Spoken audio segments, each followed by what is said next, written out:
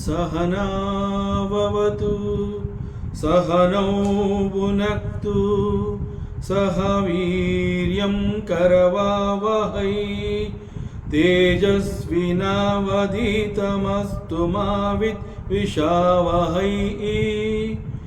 ॐ शान्ति शान्ति ಶಾಂತಿಃ. ಶ್ರೀಕೃಷ್ಣ, ಸರ್ವೂ ನಿನ್ನ ಸೇವೆಯಾಗಲಿ ಸ್ವಾಮಿ. ಎಲ್ಲ ಆಧ್ಯಾತ್ಮ ಬಂಧುಗಳಿಗೂ ನಮಸ್ಕಾರ ಮತ್ತು ಜ್ಞಾನದರ್ಶನಂ ವೇದಿಕೆಗೆ ಸ್ವಾಗತ. ಧ್ವನಿ ಗುರುದೇವದಾಗಿರಲಿ, ವಿಚಾರ ಪರಮಾತ್ಮನದಾಗಿರಲಿ, ಹಾಗೂ ಇದು ನನ್ನದಲ್ಲದ ಕರ್ಮವಾಗಲಿ. ಅಷ್ಟಾವಕ್ರ ಗೀತೆ.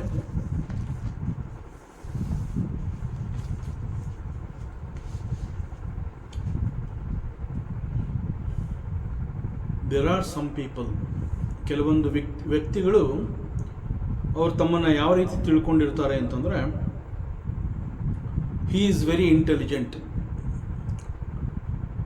ತಮ್ಮನ್ನು ತಾವು ನಾನು ಬಹಳ ಬುದ್ಧಿವಂತ, ನಾನು ಅನೇಕ ರೀತಿಯ ಲೌಕಿಕ ಜ್ಞಾನವನ್ನು ಗಳಿಸಿ ಆಗಿದೆ, ಬೇಕಾದಷ್ಟು ಡಿಗ್ರಿಗಳನ್ನು ಸಂಪಾದನೆ ಮಾಡಿದ್ದೀನಿ, ಮಾಸ್ಟರ್ಸ್ಗಳನ್ನ ನಾನು ಮಾಡಿದ್ದೀನಿ, ಬೇರೆ ಬೇರೆ ವಿದ್ಯಾನಿಲಯಗಳಲ್ಲಿ ನಾನು ಪದವಿಯನ್ನು ಹೊಂದಿದ್ದೀನಿ. So I am studied well.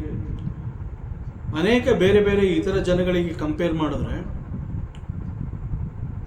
ನಾನು ಬುದ್ಧಿವಂತ ಅನ್ನುವಂತಹದ್ರಲ್ಲಿ ಯಾವ ಸಂಶಯ ಇಲ್ಲ ಅಂತ ತಮ್ಮ ಬಗ್ಗೆ ತಾವೇ ಆ ರೀತಿ ತಿಳ್ಕೊಂಡಿರ್ತಾರೆ.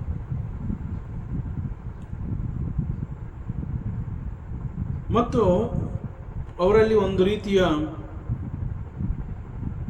ಬಿಕಾಸ್ ಆಫ್ ದಿ ಲೌಕಿಕ ಜ್ಞಾನ, the worldly knowledge which they have attained, ಅವ್ರಿಗೆ ಒಂದು ರೀತಿಯ ಅಹಂ ಇರುತ್ತೆ. ಏನು ಅಂತಂದರೆ, ನನಗೆ ಈ ಜಗತ್ತು ಚೆನ್ನಾಗಿ ಪರಿಚಯ ಇದೆ, ಈ ಜಗತ್ತು ನನಗೆ ಗೊತ್ತು, I know what is this jagat, ಜಗತ್ತಿನ ಬಗ್ಗೆ ನನಗೆ ಸಂಪೂರ್ಣ ಮಾಹಿತಿ ಇದೆ.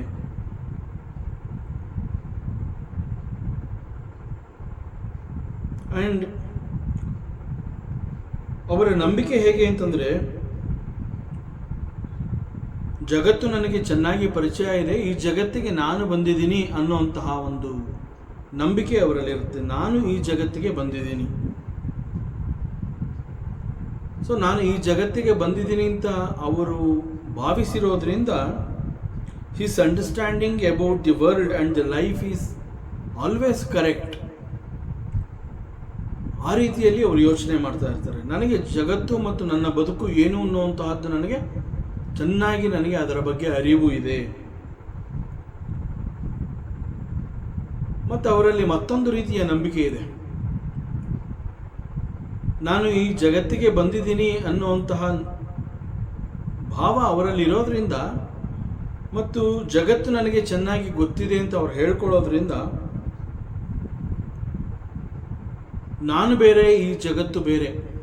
I am different from this world. The world is totally different from me. ನಾನು ಬೇರೆ ಮತ್ತು ಈ ಜಗತ್ತು ಬೇರೆ. ನನಗೆ ಜಗತ್ತಿನ ಬಗ್ಗೆ ಭರವಸೆ ಇದೆ, ನನಗೆ ಜಗತ್ತು ಅಂತಂದ್ರೆ ಏನು ಅನ್ನೋಂಥದ್ದು ಗೊತ್ತು. ಅದೇ ರೀತಿ ನನ್ನ ಬದುಕು ಅಂತ ಹೇಳಿದಾಗ, I know what is my life.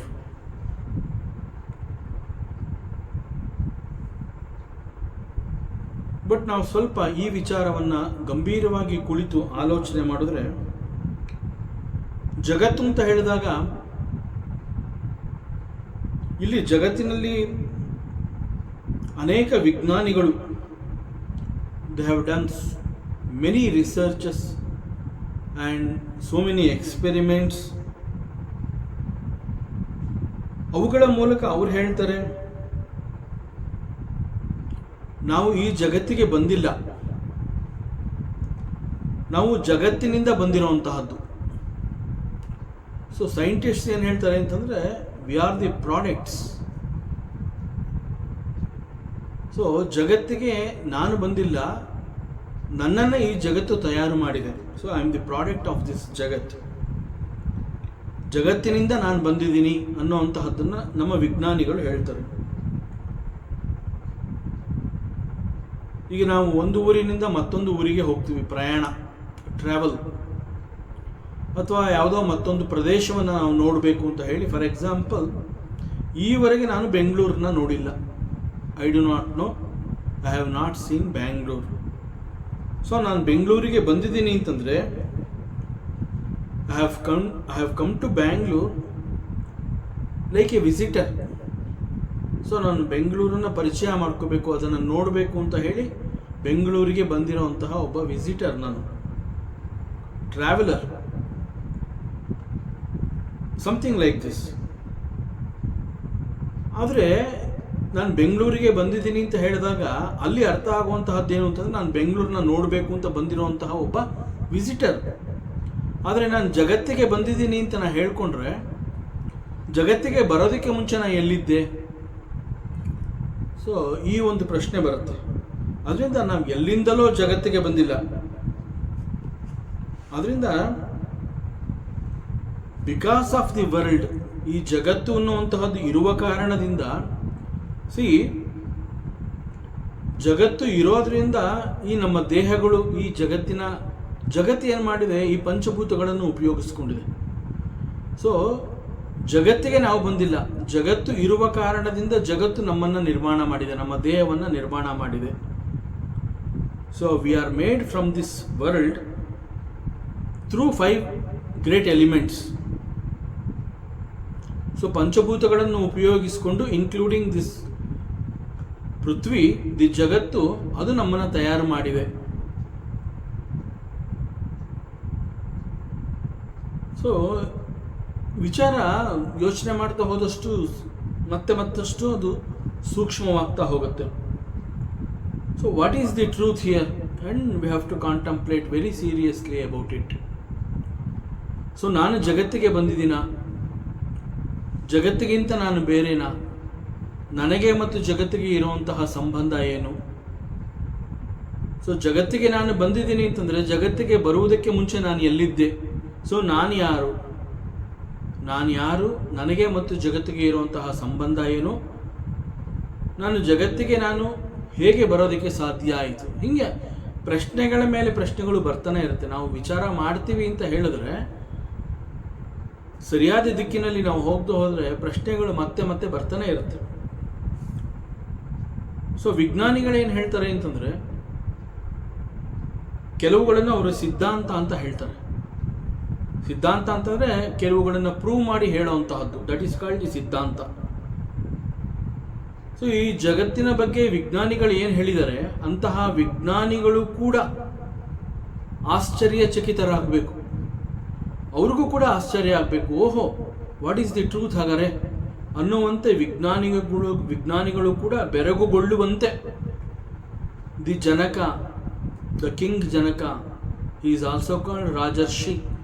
Rajarshi ಅಂತಂದರೆ he is both rishi and the king, and he is a realized master. So Janaka Maharaja ಈ ಜಗತ್ತು ಮತ್ತು ನಾನು ಅಂತ ಹೇಳಿದಾಗ, ಇದ್ರ ಬಗ್ಗೆ ಇರುವಂತಹ ಕೆಲವು ರಹಸ್ಯಗಳನ್ನು ಅವನು ಮಾತನಾಡಿದಾಗ, ಜನಕನ ಮಾತುಗಳನ್ನು ಕೇಳಿ ಈ ವಿಜ್ಞಾನಿಗಳು ಕೂಡ ಆಶ್ಚರ್ಯಚಕಿತರಾಗ್ತಾರೆ. ಆ ರೀತಿಯಲ್ಲಿ ಜನಕ ಮಹಾರಾಜ ಮಾತನಾಡ್ತಾನೆ. So according to Janaka Maharaja, he is a spiritual scientist. ನಮ್ಮ ಈ ಲೌಕಿಕ ವಿಜ್ಞಾನಿಗಳಂತೆ ಅಲ್ಲ, he is a spiritual scientist.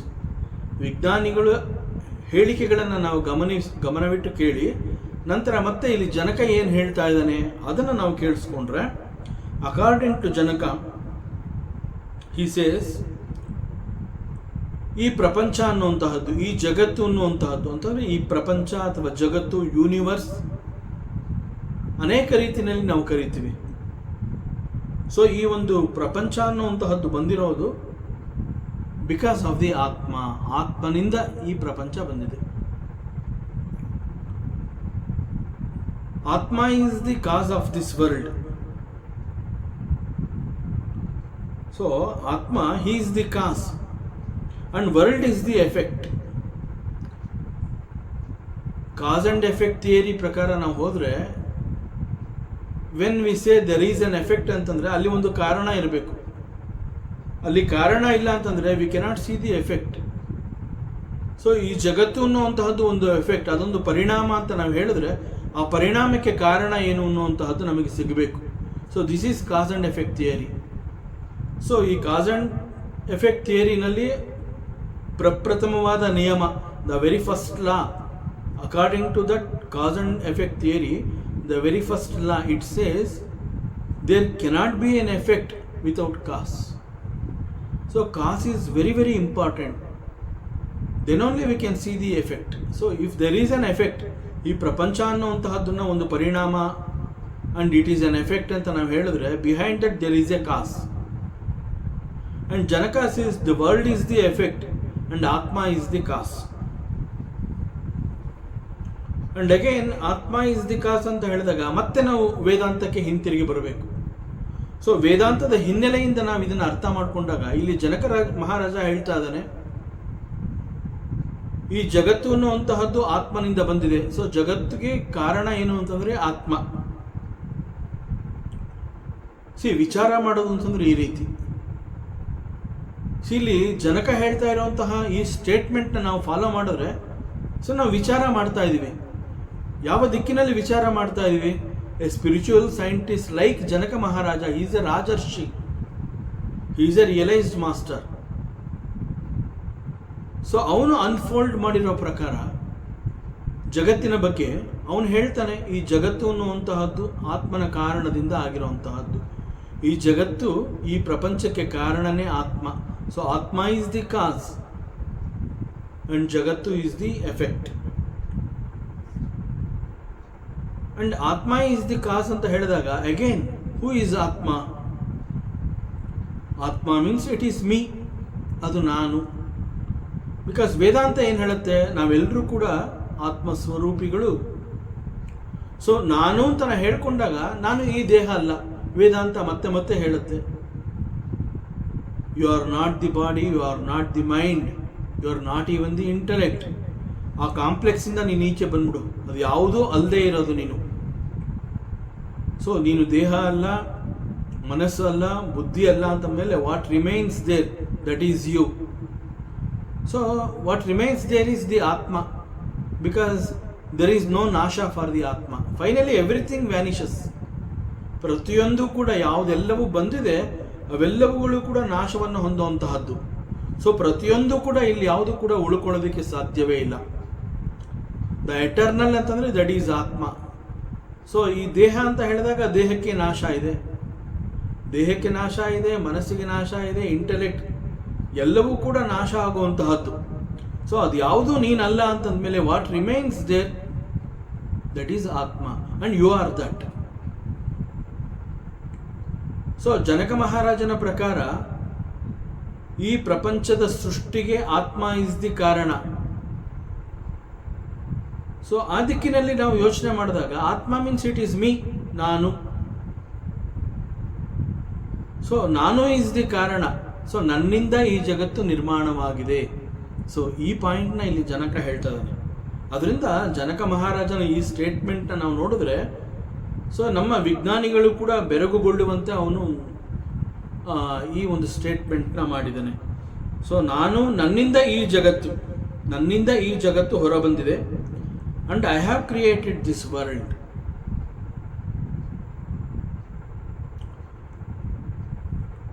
ನಾವು ಸಾಗರ ಅಂತ ಹೇಳ್ತೀವಿ, ಸಮುದ್ರ ಅಥವಾ ಸಾಗರ, both are one and the same.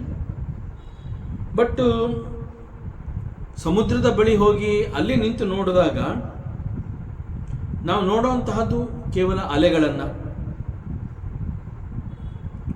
ಸಮುದ್ರದ ಬಳಿ ಹೋಗಿ ನಿಂತು ನೋಡಿದಾಗ ನಮ್ಮ ಕಣ್ಣಿಗೆ ಕಾಣುವಂತಹದ್ದು ಅಲೆಗಳನ್ನು ನಾವು ನೋಡ್ತೀವಿ. ಅದೇ ರೀತಿ ಆತ್ಮ ಆತ್ಮ ಮೀನ್ಸ್ ಅಗೇನ್ ಶುದ್ಧ ಚೈತನ್ಯ. ಸೊ ಶುದ್ಧ ಚೈತನ್ಯ ಅಥವಾ ಆತ್ಮ ಅಂತ ಹೇಳಿದಾಗ ಶುದ್ಧ ಚೈತನ್ಯ ದಟ್ ಈಸ್ ಮೀ, ನಮ್ಮ ಕಣ್ಣಿಗೆ ಕಾಣಿಸುವಂತಹದ್ದು ಈ ಜಗತ್ತು. ಜೀವಭಾವದಿಂದ ಹೋಗಿ ಸಮುದ್ರದ ಬಳಿ ನಿಂತು ನೋಡಿದಾಗ ಅಲ್ಲಿ ಅಲೆಗಳನ್ನು ನೋಡ್ತೀವಿ. ಆತ್ಮ ಸ್ವರೂಪ ಭಾವದಿಂದ ನಾವು ನೋಡಿದಾಗ ನಮ್ಮ ಕಣ್ಣಿಗೆ ಕಾಣುವಂತಹದ್ದು ಈ ಜಗತ್ತು. ಸೊ ಈ ಜಗತ್ತನ್ನು ನಾವು ನೋಡ್ತೀವಿ, ಅದನ್ನು ಪ್ರಪಂಚ ಅಂತ ಹೇಳ್ತೀವಿ. ಸೊ ಈ ಪ್ರಪಂಚ ಅಥವಾ ಜಗತ್ತು ಅಂತ ಹೇಳಿ ಈ ಜಗತ್ತನ್ನು ನಾವು ದೃಷ್ಟಿಸಿ ನೋಡಿದಾಗ ಈ ಜಗತ್ತಿನಲ್ಲಿ ನಾವು ಅನೇಕ ಜೀವಿಗಳನ್ನು ನೋಡ್ತೀವಿ. There are so many beings.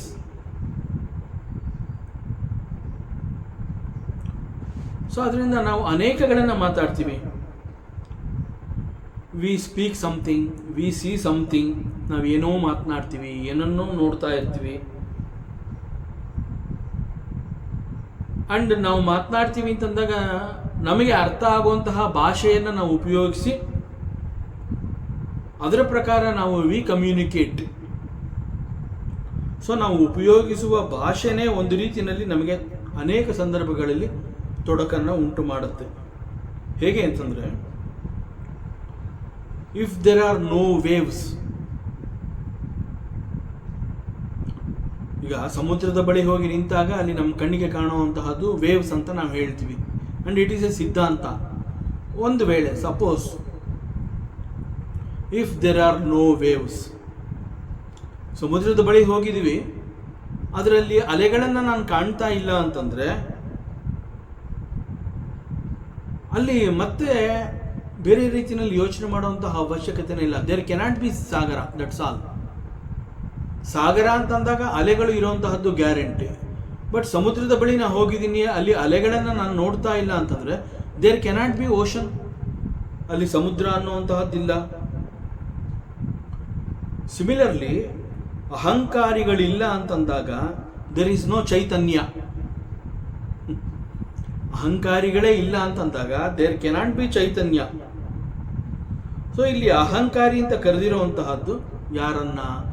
Names and forms, ನಾಮರೂಪಗಳನ್ನು ಅಹಂಕಾರಿ ಅಂತ ಕರೆದಿರುವಂತಹದ್ದು. So ವೇದಾಂತದಲ್ಲಿ ಅಹಂಕಾರಿ means ನಾಮರೂಪ.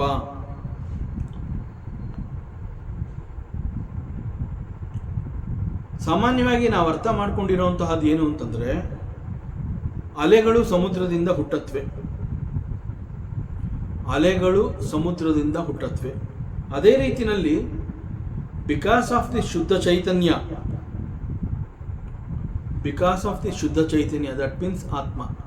So because of the shuddha chaitanya ಮನಸ್ಸು ಮತ್ತು ಪ್ರಪಂಚ ಅನ್ನುವಂಥದ್ದು ಹುಟ್ಟತ್ತೆ. That is ನಾಮರೂಪ.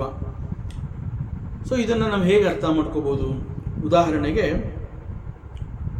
ಶುದ್ಧ ಚೈತನ್ಯ ಅಂತ ಹೇಳಿದಾಗ ಅದನ್ನು ನಾವು ಒಂದು ವೈಟ್ ಸ್ಕ್ರೀನ್ ಅಂತ ನಾವು ಭಾವಿಸಿದರೆ ಅಲ್ಲಿ ಅನೇಕ ಇಮೇಜ್ಗಳು ಮೂಡತ್ವೆ.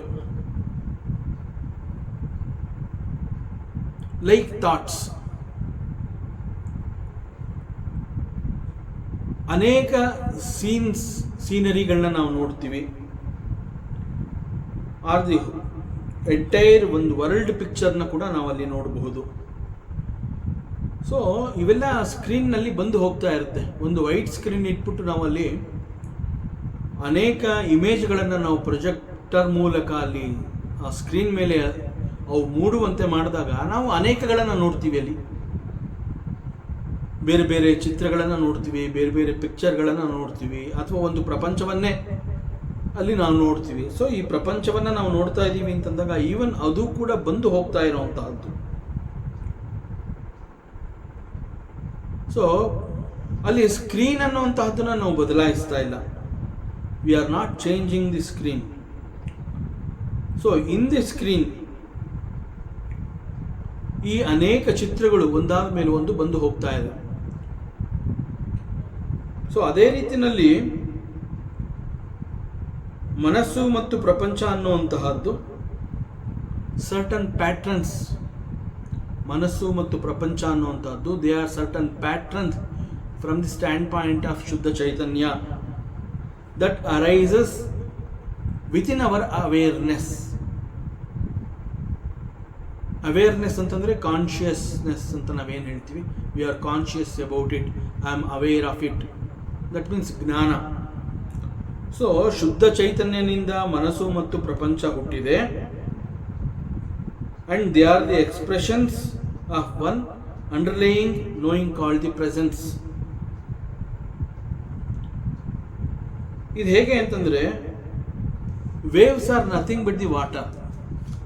ನಾವಲ್ಲಿ ವೇವ್ಸ್ ಅಂತ ಹೇಳಿ ಅವುಗಳ ಒಂದು ರೂಪವನ್ನು ನೋಡ್ತೀವಿ, ಬಟ್ ಆ್ಯಕ್ಚುಯಲ್ ಆಗಿ ಅಲ್ಲಿ ಸಮುದ್ರ ಅಂತ ಹೇಳಿದಾಗೆ ಅಲ್ಲಿ ಅಲೆಗಳು ಇರೋಂತಹದ್ದು ಸಹಜ, ಬಟ್ ಆ ಅಲೆಗಳು it is only name and form. But in reality ಈ ವೇವ್ಸ್ ಅನ್ನುವಂಥದ್ದು it is nothing but water. Water alone appears as waves. ಆ ರೀತಿಯಲ್ಲಿ ಮನಸ್ಸು ಮತ್ತು ಪ್ರಪಂಚ ಅನ್ನುವಂತಹದ್ದು ಈ ನಮ್ಮ ಅವೇರ್ನೆಸ್ನಲ್ಲಿ ಹುಟ್ಟಿರುವಂತಹದ್ದು. ಸಿ, ಮನಸ್ಸಿನಲ್ಲಿ ಅನೇಕ ಥಾಟ್ಸ್ಗಳು ಬಂದು ಹೋಗ್ತಾ ಇರ್ತದೆ, that is why it is called ಮನಸ್ಸು. ಒಂದು ವೇಳೆ ಮನಸ್ಸಿನಲ್ಲಿ ಏನೊಂದೂ ಥಾಟ್ಸ್ ಇಲ್ಲ ಅಂತಂದರೆ that is called pure consciousness. So we can see one more example. ಮತ್ತೊಂದು ಉದಾಹರಣೆಯಿಂದ ಕೂಡ ನಾವು ಈ ಒಂದು ತತ್ವವನ್ನು ಅರ್ಥ ಮಾಡ್ಕೋಬಹುದು. ಸಿ, ನಾವು ನಮ್ಮ ಡೀಪ್ ಸ್ಲೀಪ್ ಅದನ್ನು ನಾವು ನೆನಪು ಮಾಡಿಕೊಂಡ್ರೆ, ಡೀಪ್ ಸ್ಲೀಪ್ ಅಂತಂದರೆ ಅಲ್ಲಿ ನಾಟ್ ಈವನ್ ಅಲ್ಲಿ ನೋ ಡ್ರೀಮ್ ಅಟ್ ಆಲ್, ಸಂಪೂರ್ಣವಾಗಿ ಎಚ್ಚರನೇ ಇಲ್ಲದೆ ಇರುವಂತಹದ್ದು. See, dream is also like, ಅಲ್ಲೂ ಕೂಡ ಅಲ್ಲಿ ದೇಹ ಮಲಗಿರುತ್ತೆ, ಮನಸ್ಸು ಆ್ಯಕ್ಟಿವ್ ಆಗಿರುತ್ತೆ, that is dream. But deep sleep ಅಂತ ಹೇಳಿದ್ರೆ ಅಲ್ಲಿ there is no mind, there is no physical body. So ಅಲ್ಲಿ ಎರಡೂ ಇರೋದಿಲ್ಲ. Body is not active, the mind is not active, then the deep sleep happens. So in deep sleep ಅಲ್ಲಿ ಏನಿದೆ ಅಂತಂದರೆ ಅಲ್ಲಿ ಏನೊಂದು ಇಲ್ಲ, ಬಟ್ ಏನಿದೆ ಅಲ್ಲಿ ಅಂತಂದರೆ ಒಂದು ಕ್ವೈಟ್ ಅವೇರ್ನೆಸ್, ಒಂದು ಶಾಂತತೆ. ದೀರ್ಘ ನಿದ್ದೆಯಲ್ಲಿ ಏನಿತ್ತು ಅಂತಂದರೆ ಒಂದು ಶಾಂತತೆ. ಆ ಶಾಂತತೆಯ ಅನುಭವ ಆಗೋದು ಯಾವಾಗ? And why it is called ಶಾಂತತೆ? ಅಲ್ಲಿ ಏನೂ ಇರಲಿಲ್ಲ, that is why it is shanta. Shantam, shantam means no disturbances at all. So in deep sleep there is a very quiet awareness. ಅದನ್ನು ಹೊರತುಪಡಿಸಿದ್ರೆ ನಿದ್ದೆಯಲ್ಲಿ ಬೇರೆ ಇನ್ನೇನು ಇಲ್ಲ. ನಂತರ ಎಚ್ಚರ ಆಗತ್ತೆ. ಎಚ್ಚರವಾದ ನಂತರದಲ್ಲಿ the same awareness which was there in the deep sleep. Deep ಸ್ಲೀಪ್ನಲ್ಲಿ ಏನೊಂದು ಇರಲಿಲ್ಲ, ಓನ್ಲಿ ಕ್ವೈಟ್ ಅವೇರ್ನೆಸ್ ಇತ್ತು. ಇದು ಶಾಂತವಾಗಿತ್ತು. ದಟ್ ಶಾಂತವಾದ ಅನುಭವ, ಅದನ್ನು ನಾವು ಸುಖ ಅಂತ ಹೇಳ್ತೀವಿ. ಸುಖವಾಗಿ ನಿದ್ದೆ ಮಾಡಿದೆ. ಆ ಸುಖವಾದ ನಿದ್ದೆಯಲ್ಲಿ ಏನಿತ್ತು ಅಂತಂದರೆ ಶಾಂತಂ. ಸೊ ಇದು ನಮಗೆ ಯಾವಾಗ ಗೊತ್ತಾಗುತ್ತೆ ಅಂತಂದರೆ ನಮಗೆ ಎಚ್ಚರ ಆಗುತ್ತೆ. ನಿದ್ರೆಯ ನಂತರದಲ್ಲಿ ನಮಗೆ ಎಚ್ಚರ ಆಗುತ್ತೆ. ಆ ಎಚ್ಚರವಾದಾಗ ನಿದ್ರೆಯಲ್ಲಿ ಏನಿತ್ತು ಅಂತಂದರೆ ಏನೂ ಇರಲಿಲ್ಲ. ಸಿ, ನಿದ್ದೆ ಹೇಗಿತ್ತು ಅಂತಂದಾಗ ಸುಖವಾಗಿತ್ತು ಅಂತ ಹೇಳ್ತೀವಿ. ಆ್ಯಂಡ್ ಆ ಸುಖ ಅನ್ನುವಂತಹದ್ದು ಹೇಗಿತ್ತು, ಅದರ ಅನುಭವ ಹೇಗೆ ಅಂತಂದರೆ ಅಲ್ಲಿ ಏನೊಂದು ಇರಲಿಲ್ಲ. ಏನೊಂದು ಇರಲಿಲ್ಲ ಅನ್ನುವಂತಹದ್ದೇ ಅನುಭವ. ಏನೂ ಇರಲಿಲ್ಲ ಅನ್ನುವಂತಹದ್ದೇ ಅನುಭವ. ಆ ಏನೂ ಇರಲಿಲ್ಲ ಅದನ್ನು ತಿಳಿಸ್ತಾ ಇರುವಂತಹದ್ದು ಯಾರು? ಅಲ್ಲಿ ಏನೂ ಇರಲಿಲ್ಲ ಅನ್ನೋದು ಹೆಂಗೆ ಗೊತ್ತಾಯಿತು? ಆ ಏನೂ ಇರಲಿಲ್ಲ ಅನ್ನುವಂತಹ ಆ ಒಂದು ಅನುಭವ ಕೂಡ ನಮಗೆ ತಿಳಿಸ್ಕೊಟ್ಟಿದ್ದು ಯಾವುದು ಅಂತಂದರೆ ದೀರ್ಘ ನಿದ್ರೆಯಲ್ಲಿ ಇದ್ದಂತಹ ದಟ್ ಕ್ವೈಟ್ ಅವೇರ್ನೆಸ್. ಸೊ ಅದು ಇತ್ತು. ಅದಿದ್ದ ಕಾರಣದಿಂದ ಎಚ್ಚರವಾದಾಗ ಅದು ನಮಗೆ ತಿಳಿಸ್ಕೊಟ್ಟಿದೆ. ಸುಖವಾದ ನಿದ್ದೆ, ಆ ನಿದ್ರೆಯಲ್ಲಿ ಏನೊಂದೂ ಇರಲಿಲ್ಲ. ಸೊ ಆ ಏನೊಂದೂ ಇರಲಿಲ್ಲ, that itself is an experience. And that experience ನಮಗೆ ತಂದು ಕೊಟ್ಟಿದ್ದು ಯಾರು ಅಂತಂದರೆ that quiet awareness. So The same awareness which was there in the deep sleep, now it takes shape as thoughts called mind. And the scene called the world.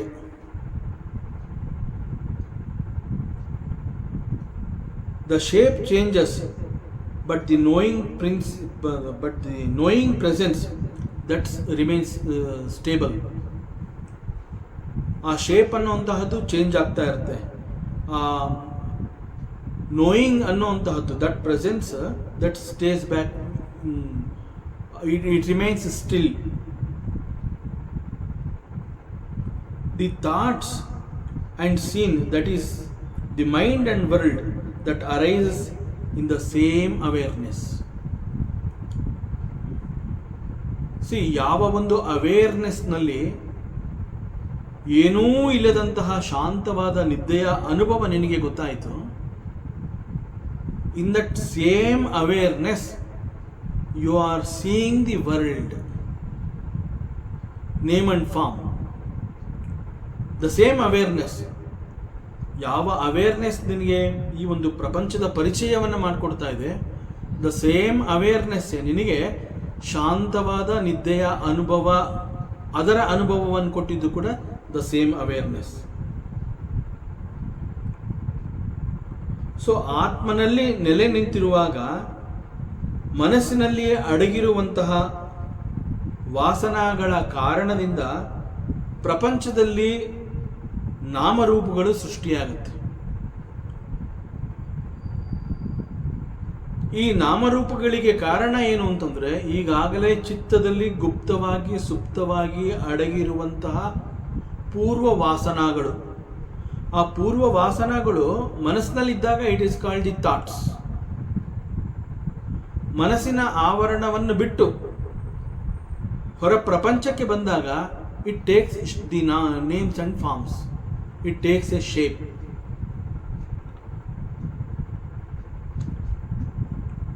So ಮನಸ್ಸಿನಲ್ಲಿ ಅಡಗಿರುವಂತಹ ವಾಸನಗಳು ಈ ನಾಮರೂಪಗಳು ಸೃಷ್ಟಿಯಾಗುತ್ತೆ, ಪ್ರಪಂಚದ ನಾಮರೂಪಗಳು ಸೃಷ್ಟಿಯಾಗುತ್ತೆ. That is ಸೃಷ್ಟಿ. ಜಗತ್ತಿನ ಸೃಷ್ಟಿ ಮತ್ತು ಜಗತ್ತಿನ ಲಯ, ಈ ರೀತಿ ನಾವು ಮಾತನಾಡ್ತೀವಿ. ಜಗತ್ತಿನ ಸೃಷ್ಟಿ ಮತ್ತು ಜಗತ್ತಿನ ಲಯ, again it is a drama, it's a lila. ವೇದಾಂತದಲ್ಲಿ ಇದನ್ನ ಆಭಾಸ ಅಂತ ಕರೀತಾರೆ. ಮನಸ್ಸಿನಲ್ಲಿ ಉಂಟಾಗುವಂತಹ ತಳಮಳ, ಮನಸ್ಸು ಕುಣಿತಾ ಇದೆ ಅಂತ ಹೇಳ್ತೀವಿ, ಮನಸ್ಸು ಚಡಪಡಿಸ್ತಾ ಇದೆ ಅಂತ ಹೇಳ್ತೀವಿ. It is called the creation. ಮನಸ್ಸು ಕುಣಿತಾ ಇದೆ ಅಂತಂದ್ರೆ ಏನು? Because of some desires. So ಮನಸ್ಸು ಶಾಂತವಾಗಿದೆ ಅಂತಂದ್ರೆ ಇಟ್ ಈಸ್ ಲಯ. ಸೊ ಅಜ್ಞಾನದಲ್ಲಿರುವಂತಹ ಸಾಧಕನಿಗೆ this yoga of laya is benefited. So ಈ ಅಧ್ಯಾಯದಲ್ಲಿ ಅಂತಂದ್ರೆ ನಾವು we are entering into the 7th chapter. So ಅಜ್ಞಾನದಲ್ಲಿರುವಂತಹ ಸಾಧಕನಿಗೆ this yoga of laya is very very much benefit. Again ಈ ಅಧ್ಯಾಯದಲ್ಲಿ Janaka Maharaja he talks about the glory of the ಆತ್ಮ and the ಕ್ವೈಟ್ನೆಸ್ of the ಆತ್ಮ. And with this background, we will enter into the 7th chapter of Astavakra Gita. And Janaka Uvacha, Janaka Maharaja ಹೇಳ್ತಾ ಇದ್ದಾನೆ, ಮಯ್ಯಾನಂತ ಮಹಾಂಬೋಧು ವಿಶ್ವಪೋತ ಇತಸ್ತತಃ ಭ್ರಮತಿ ಸ್ವಾಂತವಾತೇನ ನ ಮಮ ಅಸ್ತಿ ಅಸಹಿಷ್ಣುತ. The study of the scriptures ಅಂತಂದರೆ ಶಾಸ್ತ್ರ ಗ್ರಂಥಗಳನ್ನು, ವೇದಾಂತಗಳನ್ನು, ಇವುಗಳನ್ನು ನಾವು ಯಾಕೆ ಓದಬೇಕು? Why do we study the scriptures? It is only to correct our vision, that's all. ಯಾಕೆಂತಂದರೆ ನಮಗೆ ನಾವು ಜಗತ್ತು ಬದುಕು ಅಂತ ಹೇಳಿದಾಗ ನಮ್ಮ ದೃಷ್ಟಿಕೋನನೇ ಬೇರೆ ಇದೆ. ಸೊ ನಮ್ಮ ದೃಷ್ಟಿಕೋನವನ್ನು ನಾವು ಬದಲಿಸ್ಕೋಬೇಕು ಅಂತಂದರೆ we need the support of this scriptures. So that is why we study the scriptures. ವೇದಾಂತಗಳು ಮಾತ್ರ ನಮ್ಮ ಬದುಕನ್ನು ರೂಪಿಸಿಕೊಡಬಲ್ಲವು, ಬೇರೆ ಇನ್ಯಾರಿಗೂ ಆ ಶಕ್ತಿ ಇಲ್ಲ. ಸ್ಕ್ರಿಪ್ಚರ್ಸ್ನಲ್ಲಿ ಸಿಗುವಂತಹ ಸತ್ಯಗಳನ್ನು ಅವು ನೇರವಾಗಿ ನಮ್ಮ ಕಣ್ಣನ್ನು ಓಪನ್ ಮಾಡುತ್ತವೆ. ಫಾರ್ ಎಕ್ಸಾಂಪಲ್, ಈಶಾವಾಸ್ಯ ಉಪನಿಷತ್ ಪ್ರಾರಂಭದ ಮಂತ್ರ, ಈಶಾವಾಸ್ಯ ಉಪನಿಷತ್ನಲ್ಲಿ the very opening mantra it says ಈಶಾವಾಸ್ಯಮಿದಂ ಸರ್ವಂ ಯತ್ಕಿಂಚ ಜಗತ್ಯಾಂ ಜಗತ್. ಇಲ್ಲಿ the vision is given. There are so many things in this world. ಜಗತ್ತು ಅಂತ ಹೇಳಿದಾಗ ಅಲ್ಲಿ ಅನೇಕಗಳಿದೆ. ಸೊ ಪ್ರಪಂಚ ಅಂತ ನಾವೇನು ಹೇಳ್ತೀವಿ, ಆ ಪ್ರಪಂಚದಲ್ಲಿ ಅನೇಕಗಳನ್ನು ನಾವು ನೋಡ್ತೀವಿ. ಆ ಅನೇಕಗಳಂತೆ there is a jiva. There are so many things, there is jiva, and again like jiva there is a jada. So ಜಗತ್ತಿನಲ್ಲಿ ಏನಿದೆ ಅಂತಂದರೆ ಜೀವ ಅಂಡ್ ಜಡ. ಸೊ ದಿಸ್ ಜೀವ ಅಂಡ್ ಜಡ ಈ ಎಲ್ಲವನ್ನ ಈಶ್ವರನಿಂದ ಮುಚ್ಚಲ್ಪಡಬೇಕು ಅಂತ ದಿ ಮಂತ್ರ ಹೇಳ್ತಾ ಇದೆ. ದಟ್ ಮೀನ್ಸ್ ಇವೆಲ್ಲವೂ ಕೂಡ ಪರಮಾತ್ಮನಲ್ಲಿದೆ. All this belongs to the Paramatma. That we have to understand. ಎಲ್ಲವೂ ಪರಮಾತ್ಮನಲ್ಲಿದೆ ಅಂತಂದ್ರೆ ಅರ್ಥ ಏನು? All this belongs to the Paramatma. ನಾವು ನಕ್ಷತ್ರಗಳನ್ನು ಹೇಗೆ ನೋಡ್ತೀವಿ? ನಕ್ಷತ್ರಗಳನ್ನು ನೋಡುವಂತಹದ್ದು ಆಕಾಶದ ಹಿನ್ನೆಲೆಯ ಕಾರಣದಿಂದ. The backdrop for the stars, that is akasha. So ಆಕಾಶದ ಹಿನ್ನೆಲೆಯಲ್ಲಿ ನಾವು ನಕ್ಷತ್ರಗಳನ್ನು ನೋಡ್ತೀವಿ. ಆ್ಯಂಡ್ ಸಿಮಿಲರ್ಲಿ ಸರ್ವವೂ ಪರಮಾತ್ಮನ ಹಿನ್ನೆಲೆಯಲ್ಲಿದೆ. Paramatma is the substratum, he is the adhara. Paramatma is the Aadhaar. So ಪರಮಾತ್ಮನ ಕಾರಣದಿಂದ, ಪರಮಾತ್ಮನ ಹಿನ್ನೆಲೆಯ ಕಾರಣದಿಂದ ಆ ಸರ್ವಂ ಅನ್ನುವಂತಹದ್ದು ಎಲ್ಲವೂ ಕೂಡ ಪರಮಾತ್ಮನಲ್ಲಿದೆ. ಅಂಡ್ ವೇದಾಂತದಲ್ಲಿ ಸರ್ವಂ ಅಂತ ಹೇಳಿದಾಗ it's a very big word. ನಾವು ಕೂಡ ಈ ಪದವನ್ನು ಉಪಯೋಗಿಸ್ತೀವಿ ಸಾಮಾನ್ಯವಾಗಿ. ನಾವು ಮಾತನಾಡಬೇಕಾದ್ರೆ ಸರ್ವ ಅನ್ನುವಂತಹ ಪದ ನಾವು ಕೂಡ ಅನೇಕ ಸಂದರ್ಭಗಳಲ್ಲಿ ಉಪಯೋಗಿಸ್ತೀವಿ.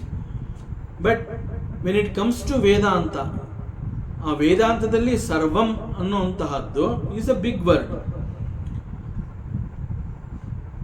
It includes everything. ಸರ್ವಂ ಅಂತಂದ್ರೆ ಅದು ಎಲ್ಲವನ್ನ ಒಳಗೊಂಡಿರುವಂತಹದ್ದು. ಅಲ್ಲಿ ಎಲ್ಲವೂ ಇದೆ. ಸರ್ವಂ ಅಂತಂದ್ರೆ ಯಾವುದನ್ನು ಅದು ಬಿಟ್ಟಿಲ್ಲ. ದಟ್ ಈಸ್ ಸರ್ವಂ.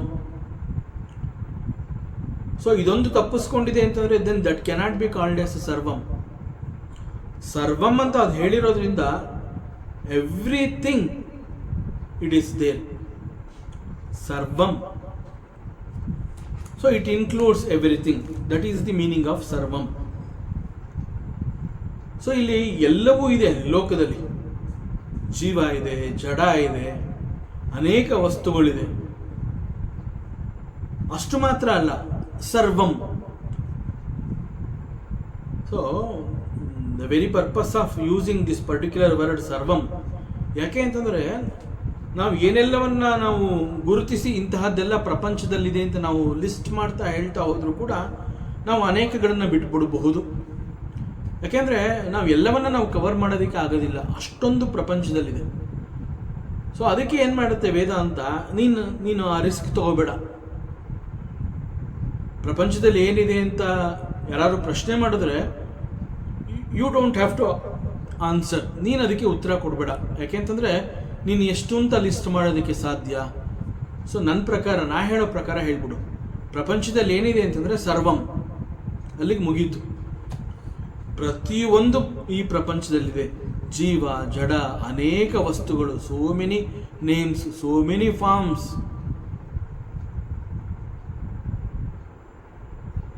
ಅಷ್ಟು ಮಾತ್ರ ಅಲ್ಲ, ಪ್ರಪಂಚದಲ್ಲಿ ನಾವು ಕೆಲವುಗಳನ್ನು ಗುರುತಿಸ್ತೀವಿ. ಇದು ಒಳ್ಳೆಯದು, ಇದು ಕೆಟ್ಟದು. ಸೊ ಅದೆಲ್ಲಿದೆ? ಈ ಒಳ್ಳೆಯದು ಕೆಟ್ಟದು ಎಲ್ಲಿದೆ? ಈವನ್ ಒಳ್ಳೆಯದು ಕೆಟ್ಟದ್ದು ಅದು ಕೂಡ ಈ ಪ್ರಪಂಚದಲ್ಲಿ ನಾವು ನೋಡ್ತೀವಿ. ಪ್ರಪಂಚದಲ್ಲಿ ಕೆಲವುಗಳನ್ನು ನೋಡ್ಬಿಟ್ಟು ಬಹಳ ಸುಂದರವಾಗಿದೆ ಅಂತ ಹೇಳ್ತೀವಿ.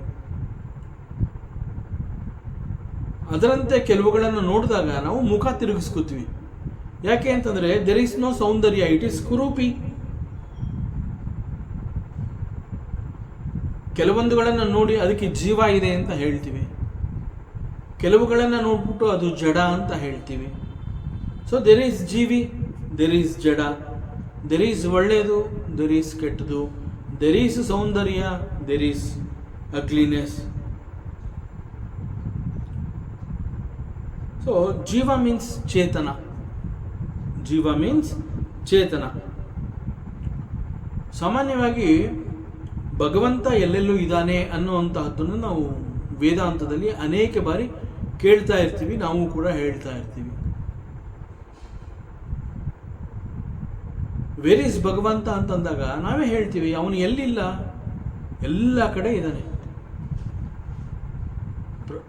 ಪರಮಾತ್ಮ ಇಲ್ಲದೇ ಇರುವಂತಹ ಜಾಗ ಯಾವುದು? ಅವನು ಎಲ್ಲ ಕಡೆ ಇದ್ದಾನೆ, ಈ ರೀತಿ ನಾವು ಹೇಳ್ತೀವಿ. ಸೊ ಪರಮಾತ್ಮನನ್ನು ನಾವು ಈ ರೀತಿ ಪ್ರಪಂಚದಲ್ಲಿ ಒಳ್ಳೆಯದು ಕೆಟ್ಟದ್ದು, ಸೌಂದರ್ಯ, ಕುರೂಪಿತನ, ಹೀಗೆ ಅನೇಕಗಳನ್ನು ನೋಡಿದಾಗ ಬಹಳ ಸುಲಭವಾಗಿ ನಾವು ಒಳ್ಳೆಯದರಲ್ಲಿ ಪರಮಾತ್ಮ ಇದ್ದಾನೆ ಎನ್ನುವಂತಹದನ್ನು ನಾವು ಗುರುತಿಸ್ತೀವಿ. ಯಾವುದೋ ಒಂದು ಒಳ್ಳೆಯದನ್ನು ನೋಡ್ಬಿಟ್ಟು ಆ ಒಳ್ಳೆಯದರಲ್ಲಿ ದೇವರನ್ನು ನಾವು ಕಲ್ಪಿಸ್ಕೋತೀವಿ. ಯಾಕೆ ಅಂತಂದರೆ ಯಾವುದೋ ಒಂದು ಒಳ್ಳೆಯದಿರಬಹುದು, ಸುಂದರವಾಗಿರುವಂತಹದ್ದನ್ನು, ಒಂದು ಒಳ್ಳೆಯ ತನ ಇರ್ಬೋದು. ಫಾರ್ ಎಕ್ಸಾಂಪಲ್ ಎ ಕ್ವಾಲಿಟಿ, ಯಾವುದೋ ಒಬ್ಬ ಮನುಷ್ಯನಲ್ಲಿ ಅವನಲ್ಲಿ ಒಳ್ಳೆತನ ಇದೆ ಅನ್ನುವಂತಹದ್ದು ನಮ್ಮ ಗಮನಕ್ಕೆ ಬಂದಾಗ ಹಿ ಈಸ್ ಡಿವೈನ್ ಅಂತ ಹೇಳ್ತೀವಿ. ಮತ್ತು ಅವನು ಮಾಡುವಂತಹ ಸತ್ಕರ್ಮಗಳನ್ನು ಗಮನಿಸಿ ನಾವು ಹೇಳ್ತೀವಿ ದೇವ್ರ ಥರಪ್ಪ ಅವನು ತುಂಬ ಒಳ್ಳೊಳ್ಳೆ ಕೆಲಸಗಳು ಮಾಡ್ತಾನೆ. ಸೊ ಒಳ್ಳೆಯದರಲ್ಲಿ ನಾವು ಭಗವಂತನನ್ನು ಬಹಳ ಸುಲಭವಾಗಿ ಗುರುತಿಸ್ತೀವಿ. ಬಟ್ ಪ್ರಪಂಚದಲ್ಲಿ ಒಳ್ಳೆಯದು ಹೇಗಿದೆ ಅದೇ ರೀತಿ ಕೆಟ್ಟದ್ದು ಇದೆ. There is something called bad. So ಪರಮಾತ್ಮ ಅನ್ನುವಂತಹದ್ದು ನಮಗೆ ಆ ಸಂದರ್ಭದಲ್ಲಿ ಮರ್ತೇ ಹೋಗ್ತಾನೆ. ಯಾಕೆ ಅಂತಂದರೆ ನಾವು ಒಳ್ಳೇದು ನೋಡಿದಾಗ ಬಹಳ ಸುಲಭವಾಗಿ ಪರಮಾತ್ಮನ ನೆನಪು ಮಾಡ್ಕೋತೀವಿ, ಇಟ್ ಈಸ್ ಡಿವೈನ್ ಅಂತ ಹೇಳ್ತೀವಿ. ಅದೇ ರೀತಿ ಯಾವುದೋ ಒಂದು ಕೆಟ್ಟದ್ದನ್ನು ನಾವು ನೋಡಿದಾಗ ಅಲ್ಲಿ ಪರಮಾತ್ಮನನ್ನು ನಾವು ನೆನಪು ಮಾಡ್ಕೊಳ್ಳೋದಿಲ್ಲ ಅಲ್ಲಿ. ಯಾಕೆ ಅಂತಂದರೆ ನಮ್ಮ ಅನಿಸಿಕೆ ಏನು ಅಂತಂದರೆ, ನಾವು ಹೆಂಗೆ ಅರ್ಥ ಮಾಡ್ಕೊಂಡಿರ್ತೀವಿ ಅಂತಂದರೆ ಒಳ್ಳೆಯದರಲ್ಲಿ ಮಾತ್ರ ಪರಮಾತ್ಮ ಇರೋದಕ್ಕೆ ಸಾಧ್ಯ. ಅದಕ್ಕೆ ಯಾವುದೋ ಒಬ್ಬ ಒಳ್ಳೆ ಕೆಲಸ ಮಾಡ್ತಾ ಇದ್ದಾಗ ನಾವು ಅವನನ್ನು ನೋಡ್ಬಿಟ್ಟು ಈಸ್ ಎ ಡಿವೈನ್ ಪರ್ಸನ್ ಅಂತ ಹೇಳ್ತೀವಿ. ಆ ಕೂಡಲೇ ನಾವು ಪರಮಾತ್ಮನನ್ನು ಜ್ಞಾಪಿಸ್ಕೋತೀವಿ, ಅಲ್ಲಿ ಆ ದೈವತ್ವವನ್ನು ನಾವು ನೋಡೋ ಪ್ರಯತ್ನವನ್ನು ಮಾಡ್ತೀವಿ, ದೈವತ್ವವನ್ನು ಕಾಣ್ತೀವಿ. ಅದೇ ರೀತಿ ಯಾವುದೋ ಒಂದು ನಮ್ಮ ಗಮನಕ್ಕೆ ಕೆಟ್ಟದು ಅನ್ನುವಂತಹದ್ದು ಬರುತ್ತೆ. ಆ ಕ್ಷಣದಲ್ಲಿ ನಾವು ಅಲ್ಲಿ ಭಗವಂತ ಇದ್ದಾನೆ, ಅದನ್ನು ನಾವು ಡಿವೈನ್ ಅಂತ ಕರೆಯೋದೇ ಇಲ್ಲ. ಆ ಸಂದರ್ಭದಲ್ಲಿ ನಾವು ಭಗವಂತನನ್ನು ಮರ್ತೇ ಬಿಡ್ತೀವಿ. ಯಾಕೆ ಅಂತಂದರೆ ನಮ್ಮ ಕಣ್ಣಿಗೆ ಅಲ್ಲಿ ಕೆಟ್ಟದ್ದು ಕಾಣ್ತಾ ಇದೆ. ಸೊ ನಮ್ಮ ಪ್ರಕಾರ ಏನು ಅಂತಂದರೆ ಅದು ಕೆಟ್ಟದು, ಅದರಿಂದ ಅಲ್ಲಿ ಭಗವಂತ ಇಲ್ಲ.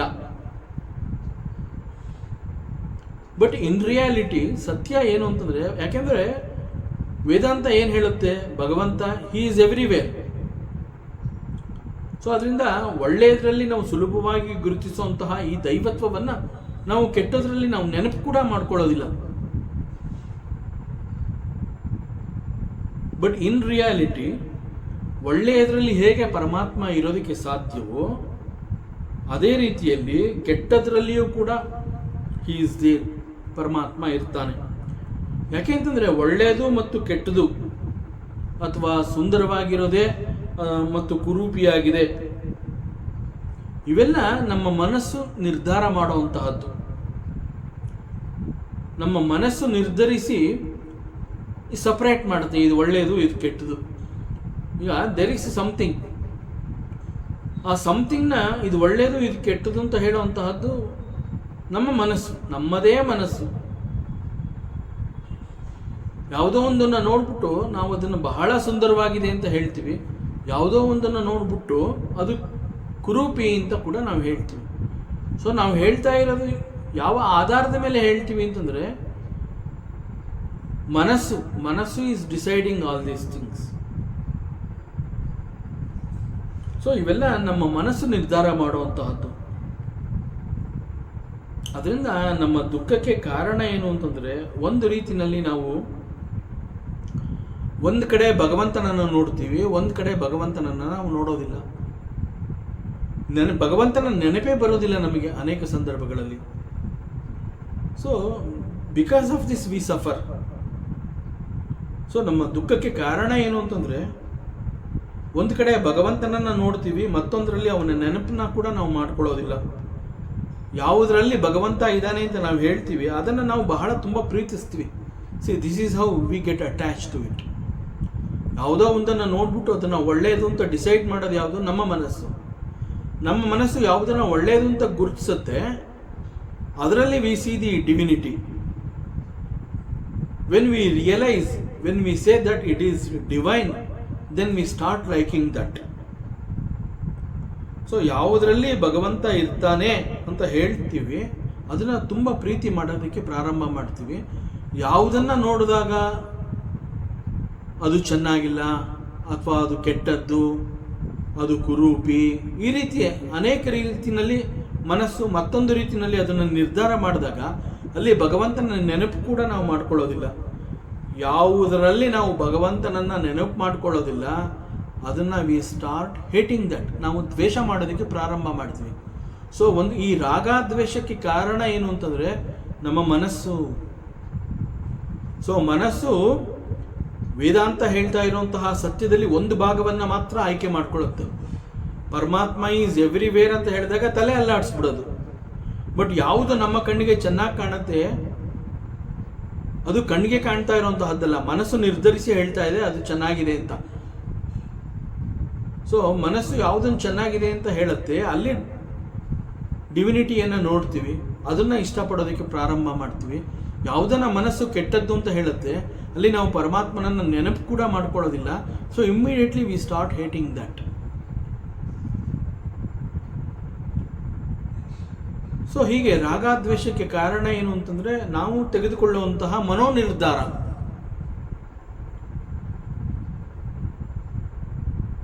ಸೊ ಅನೇಕ ದ್ವಂದ್ವಗಳಲ್ಲಿ ನಾವು ಸಿಕ್ಕಾಕೊಂಡು ನಾವು ನರಳ್ತೀವಿ. ಯಾಕೆ ಅಂತಂದರೆ ಬಿಕಾಸ್ ಆಫ್ ದಿಸ್. ಎಲ್ಲಿ ದ್ವಂದ್ವ ಅನ್ನೋಂತಹದ್ದು ನಮ್ಮ ಗಮನಕ್ಕೆ ಬರುತ್ತೆ, ದೆನ್ ಫಿಕ್ಸ್ ಆಯಿತು ನಮ್ಮ ದುಃಖ, ನಮ್ಮ ದುಃಖಕ್ಕೆ ಕಾರಣ ಆಯಿತು. ಸೊ ಈಶಾವಾಸ್ಯ ಉಪನಿಷತ್ ಏನು ಹೇಳುತ್ತೆ? ತೇನ ತ್ಯಕ್ತೇನ ಭುಂಜೀತ ಮಾಗೃತ ಕಸ್ಯ ಸ್ವಿಧನಂ. ಎಲ್ಲವೂ ಪರಮಾತ್ಮಂದು ಅನ್ನುವಂತಹದ್ದು ಸತ್ಯ.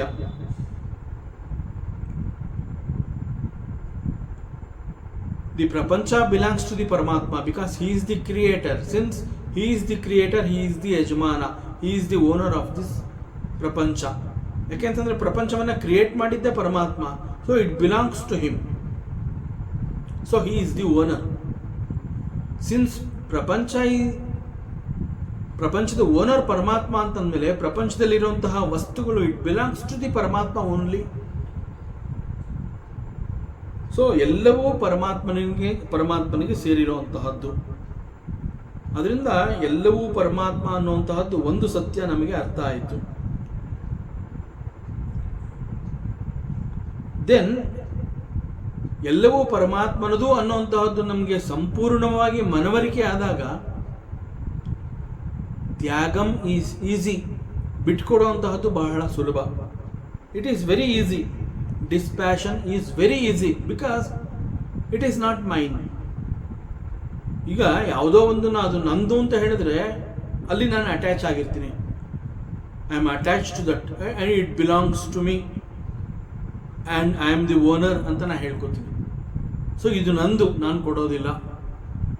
ಯಾಕೆ ಕೊಡೋದಿಲ್ಲ? ನಾನು ಅದಕ್ಕೆ ಅಂಟ್ಕೊಂಡಿದ್ದೀನಿ. I am attach to that. It belongs to me. ನಾನು I take the ownership. I am attach to it. So ನಾನು ಇದಕ್ಕೆ ಅಟ್ಯಾಚ್ ಆಗಿರೋದ್ರಿಂದ ಇದನ್ನು ನಾನು ಮತ್ತೊಬ್ಬನಿಗೆ ಬಿಟ್ಕೊಡೋದಕ್ಕೆ ಸಾಧ್ಯ ಇಲ್ಲ. ಯಾಕೆ ಅಂತಂದರೆ it belongs to me. When everything belongs to the Paramatma, ನೀನು ಯಾವುದನ್ನು ಬಿಟ್ಕೊಡ್ತೀಯ? ಯಾಕೆಂದ್ರೆ ಯಾವುದು ನಿಂದಲ್ಲ. Dispassion is very easy. So ವೈರಾಗ್ಯ ಹೊಂದುವಂತಹದ್ದು ಬಹಳ ಸುಲಭ. ಎಲ್ಲವೂ ಪರಮಾತ್ಮ ಮತ್ತು ಎಲ್ಲವೂ ಪರಮಾತ್ಮನಿಗೆ ಸೇರಿರುವಂತಹದ್ದು. ಸೊ ಆಗ ವೈರಾಗ್ಯ ಹೊಂದುವಂತಹದ್ದು ಬಹಳ ಸುಲಭ.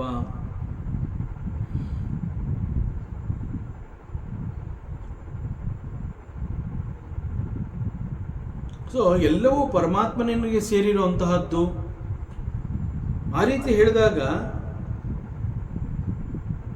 ಬೇರೆಯವರ ಪಾಲಿನ ಧನ ನಾವು ಬಯಸೋದಿಲ್ಲ. ಯಾಕೆಂತಂದ್ರೆ it belongs to him, it is not mine. So ಈ ಮಂತ್ರ ಪ್ರಾರಂಭ ಮಾಡಿರೋದೇ ಈ ರೀತಿಯಲ್ಲಿ. ಪ್ರತಿಯೊಂದು ಪರಮಾತ್ಮನಿಗೆ ಸೇರಿರುವಂತಹದ್ದು. ಅದರಿಂದ ಇಲ್ಲಿ ಯಾವುದು ನಂದಲ್ಲ. ಸೊ ತ್ಯಾಗ ಈಸ್ ಈಸಿ. ಸೊ ಎವ್ರಿಥಿಂಗ್ ಅಂತಂದಾಗ ಇಟ್ ಇನ್ಕ್ಲೂಡ್ಸ್ ಎವ್ರಿಥಿಂಗ್. ಸೊ ಬೇರೆಯವರ ಪಾಲಿಗೆ ಇದು ಸೇರಿಕೊಂಡಿದೆ ಅಂತಂದಾಗ ಅದು ನಂದಲ್ಲ ಅಂತ ಅರ್ಥ. ಸೊ ಇಲ್ಲಿ ಬೇರೆಯವರ ಪಾಲಿನ ಧನ ಅದು. ಸೊ ಅದನ್ನು ನಾನು ಉಪಯೋಗಿಸೋ ಹಾಗಿಲ್ಲ. ಇಂತಹ ಸತ್ಯ ನಮಗೆ ಅರ್ಥ ಆದಾಗ ಎಲ್ಲವನ್ನ ನಾವು ಭೋಗಿಸೋದಕ್ಕೆ ಸಾಧ್ಯ ಇಲ್ಲ. ಅಂತಂದ್ರೆ we cannot enjoy certain things which belongs to the other person.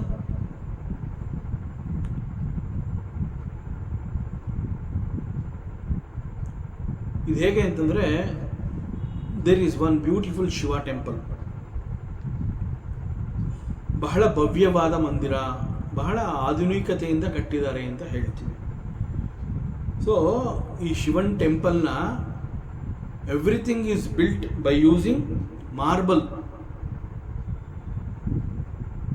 ದೇವಸ್ಥಾನದ ಪ್ರವೇಶ ಮಂದಿರದಲ್ಲಿ ಇರುವಂತಹ ಮೆಟ್ಲುಗಳಿರಬಹುದು, ದಟ್ ಈಸ್ ಮಾರ್ಬಲ್ ಸ್ಟೋನ್.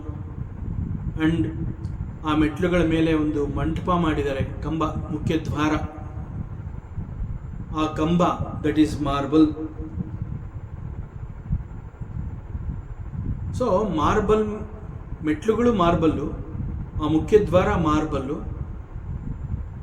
ಮಾರ್ಬಲಿಂದ ಮಾಡಿದರೆ ನಾವು ದೇವಸ್ಥಾನಕ್ಕೆ ಹೋಗಬೇಕು ಅಂತಂದರೆ ಆ ಮಾರ್ಬಲ್ ಮೇಲೆ ನಾವು ನಡ್ಕೊಂಡು ಹೋಗಬೇಕಾಗುತ್ತೆ, ಹೆಜ್ಜೆ ಇಡಬೇಕಾಗುತ್ತೆ. ಸೊ ನೋ ಪ್ರಾಬ್ಲಮ್, ಅದು ಮೆಟ್ಲುಗಳು ನಮ್ಮ ಪ್ರಕಾರ. Of course it is made up of marble. ನಾವು ಅದ್ರ ಮೇಲೆ ಮೆಟ್ಲುಗಳ ಮೇಲೆ ಹತ್ಕೊಂಡು ದೇವಸ್ಥಾನನ ಎಂಟರ್ ಆಗ್ತೀವಿ. ಗರ್ಭಗುಡಿಯ ಎದುರುಗಡೆ ಬಂದು ನಿಂತ್ಕೋತೀವಿ. ಸಾಮಾನ್ಯವಾಗಿ ಶಿವನ್ ಟೆಂಪಲ್ ಅಂತ ಹೇಳಿದಾಗ ಗರ್ಭಗುಡಿಗೆ ಎದುರುಗಡೆನಲ್ಲಿ ನಂದಿಯ ವಿಗ್ರಹ ಇರುತ್ತೆ. ಅಂಡ್ ದಟ್ ನಂದಿಯ ವಿಗ್ರಹ ಈಸ್ ಮೇಡ್ ಬೈ ಮಾರ್ಬಲ್. ಗರ್ಭಗುಡಿಯಲ್ಲಿ ಶಿವಲಿಂಗ ಇರುತ್ತೆ, ಶಿವಲಿಂಗ ಈಸ್ ಮಾರ್ಬಲ್. ಹೀಗೆ ಒಂದು entire Shiva temple is built by using marbles. Everything is marble. ಮೆಟ್ಲುಗಳಿರಬಹುದು, ಮುಖ್ಯ ದ್ವಾರ ಇರಬಹುದು, ನಂದಿ ಇರಬಹುದು, ಗರ್ಭಗುಡಿಯಲ್ಲಿರುವಂತಹ ಶಿವಲಿಂಗ ಇರಬಹುದು, everything is marble. So very conveniently ನಾವು ಮೆಟ್ಲುಗಳನ್ನ ಹತ್ಕೊಂಡು ಬಂದ್ವಿ, ಮುಖ್ಯ ದ್ವಾರವನ್ನ ಎಂಟ್ರ್ ಮಾಡಿದ್ವಿ. ಆ ನಂತರದಲ್ಲಿ ಅಲ್ಲಿ ಗರ್ಭಗುಡಿಯ ಎದುರುಗಡೆ ನಂದಿ ವಿಗ್ರಹ ಇದೆ. ಆ ನಂದಿ ವಿಗ್ರಹವನ್ನು ನಾವು ನೋಡ್ತೀವಿ. ಒಳಗಡೆ ಗರ್ಭಗುಡಿಯಲ್ಲಿ ಶಿವಲಿಂಗ ಇದೆ, Shivalinga is marble, Nandi is marble, metlu is marble. So ಮೆಟ್ಲುಗಳ ಮೇಲೆ ನಾವು ಕಾಲಿಟ್ಟಾಗ ನಮಗೇನು ಅನ್ನಿಸ್ಲಿಲ್ಲ. ಮೆಟ್ಲುಗಳ ಮೇಲೆ ಕಾಲಿಟ್ಟು ನಾವು ಒಳಗಡೆ ಪ್ರವೇಶ ಪಡೆದಾಗ ನಮಗೇನು ಅನ್ನಿಸ್ಲಿಲ್ಲ. ನಾವು ಮೆಟ್ಲು ಹತ್ಕೊಂಡ್ ಬಂದ್ವಿ ಅಷ್ಟೇ ನಮ್ಮ ಮನಸ್ಸಿನಲ್ಲಿ ಇದ್ದಿದ್ದು. ದೋ ಇಟ್ ಈಸ್ ಮಾರ್ಬಲ್, ನಮಗೆ ಅದು ಮೆಟ್ಲು, ದಟ್ಸ್ ಆಲ್. ಬಟ್ ನಂದಿ ವಿಗ್ರಹ ಆಗಲಿ ಅಥವಾ ಒಳಗಡೆ ಇರುವಂತಹ ಶಿವಲಿಂಗ ಆಗಲಿ ನಾವು ಅದರ ಮೇಲೆ ಕಾಲಿಡೋದಕ್ಕೆ ಸಾಧ್ಯವೇ ಇಲ್ಲ. ದ ವೆರಿ ಇಮ್ಯಾಜಿನೇಷನ್, ಮಾತು ಕೂಡ ಆಡೋದಿಲ್ಲ ನಾವು ಆ ಬಗ್ಗೆ. ಯಾಕೆ? ಅದು ಕೂಡ ಮಾರ್ಬಲ್ ಅಲ್ವಾ. ಮೆಟ್ಲು ಮಾರ್ಬಲ್ಲು, ಅದೇ ರೀತಿ ನಂದಿಯ ವಿಗ್ರಹ ಮಾರ್ಬಲ್ಲು, ಗರ್ಭಗುಡಿಯಲ್ಲಿ ಇರುವಂತಹ ಶಿವಲಿಂಗ ಈಸ್ ಆಲ್ಸೋ ಮಾರ್ಬಲ್. ಆ ಶಿವಲಿಂಗವನ್ನು ನಾವು ಕಾಲಿನಲ್ಲಿ ಮುಟ್ಟೋದಿಲ್ಲ, ನಂದಿಯನ್ನು ಕಾಲಿನಲ್ಲಿ ಮುಟ್ಟೋದಿಲ್ಲ. But the same marble is ಅಲ್ಲಿ ಮೆಟ್ಲುಗಳಾಗಿ ಉಪಯೋಗಿಸಿದ್ದಾರೆ. ಅದರ ಮೇಲೆ ವೆರಿ ಕನ್ವೀನಿಯೆಂಟ್ಲಿ ನಾವು ಮೆಟ್ಲು ಹತ್ಕೊಂಡು ಬಂದಿದ್ದೀವಿ. ಸೊ ನಮಗೆ ಮೆಟ್ಲುಗಳು ಹತ್ತಿದಾಗ ನಮ್ಮ ತಿಳುವಳಿಕೆ, ನಮ್ಮ ಅಂಡರ್ಸ್ಟ್ಯಾಂಡಿಂಗ್ ಏನು ಅಂತಂದರೆ ನಮಗೆ ಅದು it is just steps, that's all. Maybe it is made up by marble, but according to ನನ್ನ ತಿಳುವಳಿಕೆಯ ಪ್ರಕಾರ it is metlu, that's all, stepping stone. ಅದರ ಮೂಲಕವೇ ನಾನು ಒಳಗಡೆ ಬರಬೇಕು. ಸೊ ನನಗೇನು ಅನ್ನಿಸ್ತಾ ಇಲ್ಲ, ಅನಿಸೋದು ಇಲ್ಲ. ಯಾಕೆ ಅಂತಂದರೆ ಅಕಾರ್ಡಿಂಗ್ ಟು ಮೀ ಅದು ಕೇವಲ ಮೆಟ್ಲುಗಳು ಅಷ್ಟೇ. ಮುಖ್ಯದ್ವಾರ ಕಂಬದಲ್ಲಿ ಹಾಕಿದ್ದಾರೆ, ಸೊ ಕಂಬ ಮುಟ್ತೀವಿ, ನಮಗೇನು ಅನಿಸೋದಿಲ್ಲ. ಬಟ್ ಒಳಗಡೆ ಪ್ರವೇಶ ಪಡೆದ ನಂತರದಲ್ಲಿ ಗೊತ್ತಾಗುತ್ತೆ ದೇರ್ ಇಸ್ ನಂದಿ ವಿಗ್ರಹ that is made up by marble and ಒಳಗಡೆ ಶಿವಲಿಂಗ ದಟ್ ಈಸ್ ಮಾರ್ಬಲ್. ಬಟ್ ನಂದಿಯ ವಿಗ್ರಹವನ್ನು ನೋಡಿದಾಗ ಮತ್ತು ಶಿವಲಿಂಗವನ್ನು ನೋಡಿದಾಗ, ಮೆಟ್ಲುಗಳನ್ನು ನೋಡಿದಾಗ ಇದ್ದಂತಹ ಭಾವಕ್ಕಿಂತ ಮತ್ತೊಂದು ವಿಭಿನ್ನ ರೀತಿಯಲ್ಲಿ ನಾವು ಅದನ್ನು ಪರಮಾತ್ಮ ಅಂತಲೇ ನಾವು ಅದನ್ನು ಕನ್ಸಿಡರ್ ಮಾಡ್ತೀವಿ. ಬಟ್ ಮೆಟ್ಲುಗಳನ್ನು ನಾವು ಆ ರೀತಿ ಕನ್ಸಿಡರ್ ಮಾಡಲ್ಲ. Though the metlu is made up by marble and the Shivalinga and the Nandi is made by marble. So it is very simple to understand. ಅದರಿಂದ ಇಲ್ಲಿ ಯಾಕೆ ನಾನು ಮೆಟ್ಲು ಹತ್ತಿದಾಗ ಏನು ಅನ್ನಿಸ್ಲಿಲ್ಲ, ಆದರೆ ಶಿವಲಿಂಗ ಅಂತ ಬಂದಾಗ ಅದನ್ನು ಮಾರ್ಬಲ್ ಆಗಿದ್ರೂ ಕೂಡ ಅಲ್ಲಿ ನಾನು ಡಿವಿನಿಟಿಯನ್ನು ನೋಡಿದೆ, ದೈವವನ್ನು ನೋಡಿದೆ ಅಂತಂದರೆ ಅದು ಅಂತಹ ಒಂದು ಫ್ರೀಡಮ್ ಸಿಕ್ಕಿದ್ದು ಬಿಕಾಸ್ ಆಫ್ ದಿ ಜ್ಞಾನ. ಮುಕ್ತಿ ಸಿಗೋದೇ ಜ್ಞಾನದ ಕಾರಣದಿಂದ.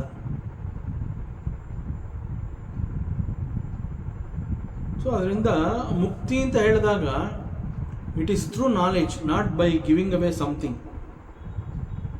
So changing the vision is the very purpose of the study of scriptures. So ಇಲ್ಲಿ ಈ ಶ್ಲೋಕದಲ್ಲೂ ಕೂಡ we can see the vision. ಇಲ್ಲಿ ಜನಕ ಮಹಾರಾಜ ಹೇಳ್ತಾ ಇದ್ದಾನೆ, ಮಯಿ. ಮಯಿ ಮೀನ್ಸ್ ನನ್ನಲ್ಲಿ. ಸೊ ನನ್ನಲ್ಲಿ ಅಂತಂದ್ರೆ ಜನಕ ಮಹಾರಾಜ ಈಸ್ ಎ ಆತ್ಮಜ್ಞಾನಿ. ಸೊ ವೇದಾಂತದ ದೃಷ್ಟಿಕೋನದಿಂದ ಅವನು ಮಾತನಾಡ್ತಾ ಇದ್ದಾನೆ. ಸೊ ಆ ಪ್ರಕಾರ ನನ್ನಲ್ಲಿ ಅಂತ ಅವನು ಹೇಳ್ತಾ ಇರುವಂತಹದ್ದು ಶುದ್ಧ ಚೈತನ್ಯನಲ್ಲಿ. ಸೊ ನಾನು ಮೀನ್ಸ್ ಶುದ್ಧ ಚೈತನ್ಯ, ಅದರಿಂದ ನನ್ನಲ್ಲಿ ಅಂತಂದ್ರೆ ಶುದ್ಧ ಚೈತನ್ಯನಲ್ಲಿ. ಸೊ ನನ್ನಲ್ಲಿ ಅಂತಂದ್ರೆ ನಾನು ಈಸ್ ಅನಂತ ಮಹಾಸಾಗರ, ಅನಂತ ಮಹಾಂಬೋಧೌ. ಅಹಂ ಅನಂತ ಮಹಾಂಬೋಧೌ. ಅನಂತ ಮಹಾ ಅಂಬುದ. ಅಂಬುದ ಅಂತಂದ್ರೆ ನೀರು. Ananta means huge, vast, that is sagara. So ನಾನು ಎಂಬ ಅನಂತ ಮಹಾಸಾಗರದಲ್ಲಿ, ಅದನ್ನು ಅವನಿಲ್ಲಿ ಮಯಿ, ನನ್ನಲ್ಲಿ. ಸೊ ಇಲ್ಲಿ ನನ್ನಲ್ಲಿ ಅಂತಂದ್ರೆ ಐ ಆಮ್ ಲೈಕ್ ದಿಸ್ ಮಹಾಸಾಗರ. ಈ ಮಹಾಸಾಗರದಲ್ಲಿ ನನ್ನಲ್ಲಿ ವಿಶ್ವಪೋತಃ, ವಿಶ್ವ ಎಂಬ ಹಡಗು. ಪೋತ ಅಂತಂದ್ರೆ ದೋಣಿ, ಹಡಗು, ಶಿಪ್, ಈ ಅರ್ಥ ಬರುತ್ತೆ. ಸೊ ವಿಶ್ವ ಎಂಬ ಹಡಗು ಭ್ರಮತಿ, ಭ್ರಮೆಯ ಕಾರಣದಿಂದ ಇತಸ್ತತಃ, ಈ ಕಡೆಯಿಂದ ಆ ಕಡೆ, ಆ ಕಡೆಯಿಂದ ಈ ಕಡೆಗೆ ಗೊತ್ತು ಗುರಿ ಇಲ್ಲದೆ ಅದು ಚಲಿಸ್ತಾ ಇದೆ. ಸಿ, ಒಂದು ಮಹಾಸಾಗರದಲ್ಲಿ ಒಂದು ಸಣ್ಣ ದೋಣಿ ಗೊತ್ತು ಗುರಿ ಇಲ್ಲದೆ ಅದು ಈ ಕಡೆಯಿಂದ ಆ ಕಡೆ, ಆ ಕಡೆಯಿಂದ ಈ ಕಡೆ ಗಾಳಿಯ ಹೊಡೆತಕ್ಕೆ ಸಿಕ್ಕಿ ಅದು ಎಲ್ಲಿ ಅಂತಂದ್ರೆ ಅಲ್ಲಿ ಹೋಗ್ತಾ ಇದೆ, ದೋಣಿ ಸಾಗ್ತಾ ಇದೆ. ಸೊ ಗೊತ್ತು ಗುರಿ ಇಲ್ಲದೆ ಈ ರೀತಿ ಯಾಕೆ ಆಗ್ತಾ ಇದೆ ಅಂತಂದ್ರೆ it is because of the ಸಾಗರದಲ್ಲಿ ಎದ್ದಂತಹ ಗಾಳಿಯ ಕಾರಣದಿಂದ. ಸಾಗರ ಅಂತಂದಾಗ ಅಲ್ಲಿ ಗಾಳಿಯ ಹೊಡೆತಕ್ಕೆ ಕೆಲವೊಮ್ಮೆ ಸಣ್ಣ ಪುಟ್ಟ ಹಡಗು, ದೋಣಿಗಳು ಏನಾಗುತ್ತೆ, ಆ ಗಾಳಿಯ ಹೊಡೆತಕ್ಕೆ ಸಿಕ್ಕಿದಾಗ ಕಂಟ್ರೋಲ್ ಸಿಗೋದಿಲ್ಲ. ಸೊ ದೋಣಿ ಯಾವ ದಿಕ್ಕಿನಲ್ಲಿ ಹೋಗಬೇಕು ಅಂತ ಅಂದ್ಕೊಂಡ್ರೂ ಕೂಡ ಅದು ಮತ್ತೊಂದು ದಿಕ್ಕಿನಲ್ಲಿ, because of the force of the ಗಾಳಿಯ ಹೊಡೆತಕ್ಕೆ ಸಿಕ್ಕಿದಾಗ ಆ ರೀತಿ ಆಗುತ್ತೆ. ಸೊ ಇಲ್ಲಿ ಜನಕ ಮಹಾರಾಜ ಹೇಳ್ತಾ ಇರೋದು ನನ್ನಲ್ಲಿ ಅಂತಂದ್ರೆ ಶುದ್ಧ ಚೈತನ್ಯನಲ್ಲಿ ಅವನು ಕಂಪೇರ್ ಮಾಡ್ಕೊಂಡಿರುವಂತಹದ್ದೇನು, ನಾನು ಎಂಬ ಅನಂತ ಮಹಾಸಾಗರ. ನಾನು ಈಸ್ ಲೈಕ್ ಮಹಾಸಾಗರ. ಈ ಮಹಾಸಾಗರದಲ್ಲಿ ಏನಾಗಿದೆ, ವಿಶ್ವಪೋತಃ, ವಿಶ್ವ ಎಂಬ ಹಡಗು. ಸೊ ಈ ವಿಶ್ವ ಎಂಬ ಹಡಗು ಭ್ರಮತಿ, ಭ್ರಮೆಯ ಕಾರಣದಿಂದ ಇತಸ್ತತಃ, ಈ ಕಡೆಯಿಂದ ಆ ಕಡೆಗೆ, ಆ ಕಡೆಯಿಂದ ಈ ಕಡೆಗೆ ಗೊತ್ತು ಗುರಿ ಇಲ್ಲದೆ ಚಲಿಸ್ತಾ ಇದೆ. ಅಂಡ್ ಭ್ರಮೆ ಅಂತ ಹೇಳ್ತಾ ಇರುವಂತಹದ್ದು ಇಟ್ ಈಸ್ ದಿ ಮೈಂಡ್. ಭ್ರಮೆ ಈಸ್ ಬಿಕಾಸ್ ಆಫ್ ದಿ ಮನಸ್ಸು. ಮನಸ್ಸು ಅನ್ನುವಂತಹದ್ದು ಗಾಳಿ, ಸಾಗರಕ್ಕೆ ಕಂಪೇರ್ ಮಾಡಿ ಹೇಳ್ತಾ ಇರೋದ್ರಿಂದ ಮನಸ್ಸು ಎಂಬ ಗಾಳಿ ಅಲ್ಲಿ ಬಹಳ ಜೋರಾಗಿ ಬೀಸ್ತಾ ಇದೆ. ಎಲ್ಲಿ? ಮೈ, ನನ್ನಲ್ಲಿ. ಆ ನನ್ನಲ್ಲಿ ಅನ್ನುವಂತಹದ್ದು ನಾನು ಎಂಬ ಮಹಾಸಾಗರದಲ್ಲಿ ಮನಸ್ಸು ಎಂಬ ಗಾಳಿ, ಆಕ್ಚುಲಿಗೆ ಇಲ್ಲಿ ಭ್ರಮೆ ಇಸ್ ದಿ ಮನಸ್ಸು. ಸೊ ಇಲ್ಲಿ ನಾನು ಎಂಬ ಮಹಾಸಾಗರದಲ್ಲಿ ಅಂತ ಹೇಳಿರೋದ್ರಿಂದ ಇಲ್ಲಿ ಭ್ರಮೆ ಯಾವುದು ಅಂತಂದ್ರೆ ಗಾಳಿ. ಸೊ ಮನಸ್ಸು ಎಂಬ ಗಾಳಿಯ ಕಾರಣದಿಂದ ವಿಶ್ವಪೋತಃ, ವಿಶ್ವ ಎಂಬ ಹಡಗು ದಿಕ್ಕು ತೋಚದಂತೆ ಈ ಕಡೆಯಿಂದ ಆ ಕಡೆಗೆ, ಆ ಕಡೆಯಿಂದ ಈ ಕಡೆಗೆ ಅದು ಚಲಿಸ್ತಾ ಇದೆ. ಯಾಕೆ ಆ ರೀತಿ ಆಗ್ತಾ ಇದೆ ಅಂತಂದ್ರೆ ಮನಸ್ಸು ಎಂಬ ಗಾಳಿ ಆ ರೀತಿಯಲ್ಲಿ ಬೀಸ್ತಾ ಇದೆ, ಗಾಳಿಯ ಹೊಡೆತಕ್ಕೆ ಸಿಕ್ಕಿದೆ ವಿಶ್ವಪೋತಃ, ವಿಶ್ವ ಎಂಬ ಹಡಗು. ಸೊ ಇಲ್ಲಿ ವೇದಾಂತದ ಸೂಕ್ಷ್ಮತೆ ಇಲ್ಲಿ ಯಾವುದನ್ನ ಕುರಿತು ಒಂದು ಜನಕ ಮಹಾರಾಜ ಹೇಳ್ತಾ ಇದ್ದಾನೆ ಅಂತಂದ್ರೆ, ನಮ್ಮ ಪ್ರತಿ ಬಾರಿಯ ಜನ್ಮ, ಯಾಕೆಂತಂದ್ರೆ ನಮ್ದು ಮೊದಲನೇ ಜನ್ಮ ಅಲ್ಲ, ನಾವು ಅನೇಕ ಜನ್ಮಗಳನ್ನು ತಗೊಂಡು ಈಗ ಈ ಜನ್ಮದಲ್ಲಿ ಇಲ್ಲಿಗೆ ಬಂದಿದ್ದೀವಿ, ಈ ಶರೀರದಲ್ಲಿ ಇಲ್ಲಿಗೆ ಬಂದಿದ್ದೀವಿ. ಸೊ ನಮ್ದು ಮೊದಲನೇ ಜನ್ಮ ಅಲ್ಲ, it is not our first birth. So ಅದರಿಂದ ನಮ್ಮ ಪ್ರತಿ ಬಾರಿಯ ಜನ್ಮದಲ್ಲಿ we really forget the very purpose. So ನಾನು ಹುಟ್ಟಿರೋಂತಹದ್ದು ಯಾಕೆ ಅನ್ನುವ ಮುಖ್ಯ ಉದ್ದೇಶವನ್ನು ನಾನು ಮರೆತು ಬಿಟ್ಟಿದ್ದೀನಿ. It is totally forgotten. ನನಗೆ ಜನ್ಮ ಯಾಕೆ ಸಿಗ್ತಾ ಇದೆ ಅಂತಂದ್ರೆ ದೇರ್ ಈಸ್ ಎ ಉದ್ದೇಶ, ದೇರ್ ಈಸ್ ಎ ಕಾರಣ. ನನಗೆ ಯಾಕೆ ಜನ್ಮ ಸಿಕ್ಕಿದೆ ಅಂತಂದ್ರೆ ಅಲ್ಲಿ ಒಂದು ಕಾರಣ ಇದೆ, ಬಹಳ ಸ್ಪಷ್ಟವಾದ ಕಾರಣ ಇದೆ. ಸೊ ಇಲ್ಲಿ ಒಂದು ಜನ್ಮ ಅನ್ನುವಂತಹದ್ದು ನಿಂಗೆ ಸಿಕ್ಕಿದೆ, ಅದು ಮನುಷ್ಯನಾಗಿ ಹುಟ್ಟಿ ಬಂದಿದೆಯಾ. ಇಲ್ಲಿ ನೀನು ಈಗ ಮತ್ತೆ ಸತ್ಕರ್ಮಗಳನ್ನು ಮಾಡಬೇಕು. ಸತ್ಕರ್ಮಗಳನ್ನು ಯಾವ ರೀತಿನಲ್ಲಿ ಮಾಡಬೇಕು ಅಂತಂದರೆ, ನೀನು ಮಾಡುವಂತಹ ಕರ್ಮಗಳಿಂದ ಹೊಸ ಕರ್ಮಗಳು ಹುಟ್ಕೋಬಾರ್ದು. ಆ್ಯಂಡ್ ಈಗಾಗಲೇ ಅನೇಕ ಕರ್ಮಗಳು ನಿನ್ನಲ್ಲಿದೆ, ಆ ಕರ್ಮ ವಾಸನೆಗಳು ಅದೆಲ್ಲ ಇದೆಯಲ್ಲ, ಆ ಎಲ್ಲ ಕರ್ಮಗಳು ನಾಶ ಆಗಬೇಕು. ಸೊ ನೀನು ಮಾಡುವಂತಹ ಕರ್ಮ ಹೇಗೆ ಅಂತಂದರೆ, ಹೊಸ ಕರ್ಮ ಹುಟ್ಟಬಾರ್ದು, ಹಳೆ ಕರ್ಮ ಉಳ್ಕೋಬಾರ್ದು, ನಾಶ ಆಗಬೇಕು. ಸೊ ಹೊಸ ಕರ್ಮ ಹುಟ್ಟಲಿಲ್ಲ, ಹೊಸ ಕರ್ಮಕ್ಕೆ ಅದು ನಾಂದಿ ಹಾಡಲಿಲ್ಲ, ಹಳೆಯ ಕರ್ಮಗಳು ಉಳ್ಕೊಳ್ಳಿಲ್ಲ, then you are free. You have escaped from the cycle of birth and death. But this very purpose is forgotten by me. ಇಂತಹ ಅನೇಕ ಜನ್ಮಗಳು ನನಗೆ ಸಿಕ್ಕಿದೆ, ಪ್ರತಿ ಜನ್ಮದಲ್ಲೂ ನಾನು ಮರೀತಾ ಬಂದಿದ್ದೀನಿ, ಕನ್ವೀನಿಯೆಂಟ್ ಆಗಿ ಅದನ್ನು ಮರೀತಾ ಬಂದಿದ್ದೀನಿ. ಸೊ ಪ್ರತಿ ಬಾರಿ ಜನ್ಮದಲ್ಲಿ ವಿ ಫರ್ಗೆಟ್ ವೆರಿ ಪರ್ಪಸ್. ಯಾವ ಒಂದು ಉದ್ದೇಶಕ್ಕಾಗಿ ನನಗೆ ಜನ್ಮ ಸಿಕ್ಕಿದೆ ಎನ್ನುವಂತಹ ಉದ್ದೇಶವನ್ನು ನಾನು ಮರೆತ ಕಾರಣದಿಂದ ಪುನರಪಿ ಜನನಂ ಪುನರಪಿ ಮರಣಂ, ಮತ್ತೆ ಮತ್ತೆ ಹುಟ್ಟು, ಮತ್ತೆ ಮತ್ತೆ ಸಾವು, ಇದೆಲ್ಲ ಆಗ್ತಾ ಇದೆ. ಸೊ ಈ ಹುಟ್ಟು ಮತ್ತು ಸಾವು ಅನ್ನುವಂತಹದ್ದು ಈ ಕಾರಣದಿಂದ ನನಗೆ ಬರ್ತಾ ಇದೆ. ಸೊ ಇಲ್ಲಿಗೆ ನಾನು ಬಂದು ಹೋಗ್ತಾ ಇದ್ದೀನಿ.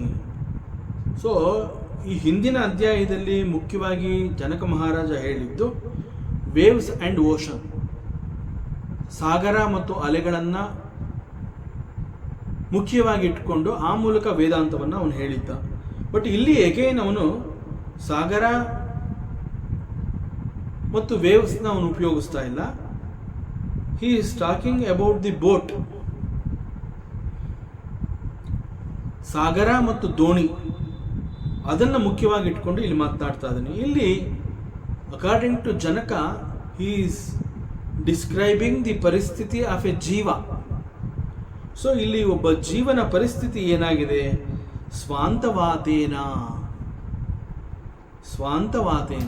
ವಾತ ಅಂತಂದ್ರೆ ಗಾಳಿ,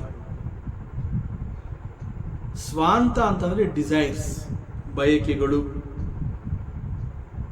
so desires is because of the mind. ಆಸೆಗಳು ಯಾಕೆ ಹುಟ್ಟಿದೆ ಅಂತಂದ್ರೆ ಬಿಕಾಸ್ ದೇರ್ ಈಸ್ ಮೈಂಡ್.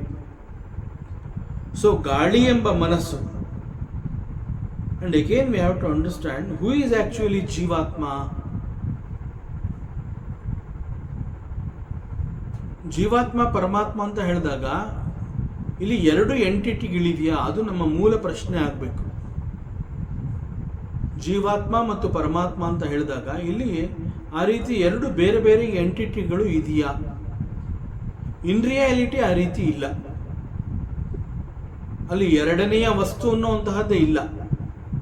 ಆದ್ರಿಂದ ಜೀವಾತ್ಮ ಮತ್ತು ಪರಮಾತ್ಮ ಅಂತ ಹೇಳೋ ಹಾಗೆ ಅಲ್ಲಿ ಎರಡು ಇಲ್ಲ. So it is the Paramatma alone. It is the Paramatma, that's all. ಪರಮಾತ್ಮನನ್ನು ಹೊರತುಪಡಿಸಿದ್ರೆ ಅಲ್ಲಿ Jivatma is not reality. Jiva is a bhava, that's all. It is an illusion, it is a kalpane. So aham, ನಾನು, ಅಥವಾ ಐ ಥಾಟ್ ಅಂತ ಹೇಳ್ತೀವಿ. It is a thought in the mind. So in reality there is no nanu, ಅಲ್ಲಿ there is no Jivatma. So in reality what exist ಅಂತಂದ್ರೆ it is the Paramatma alone, that's all. ಪರಮಾತ್ಮ alone exists here. So it is the Paramatma because of the ignorance, ಅಜ್ಞಾನದ ಕಾರಣದಿಂದ he carries so many desires.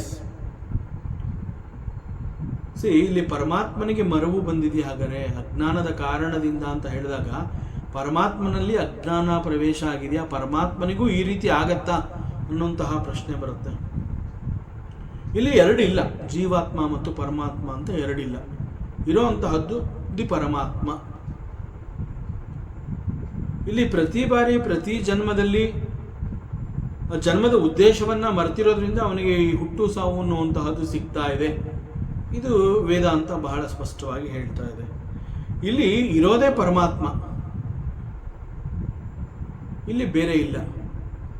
But ಇಲ್ಲಿ ಅಜ್ಞಾನ, ಯಾವ ಅಜ್ಞಾನ? The mind carries so many desires. So there are so many desires in the mind.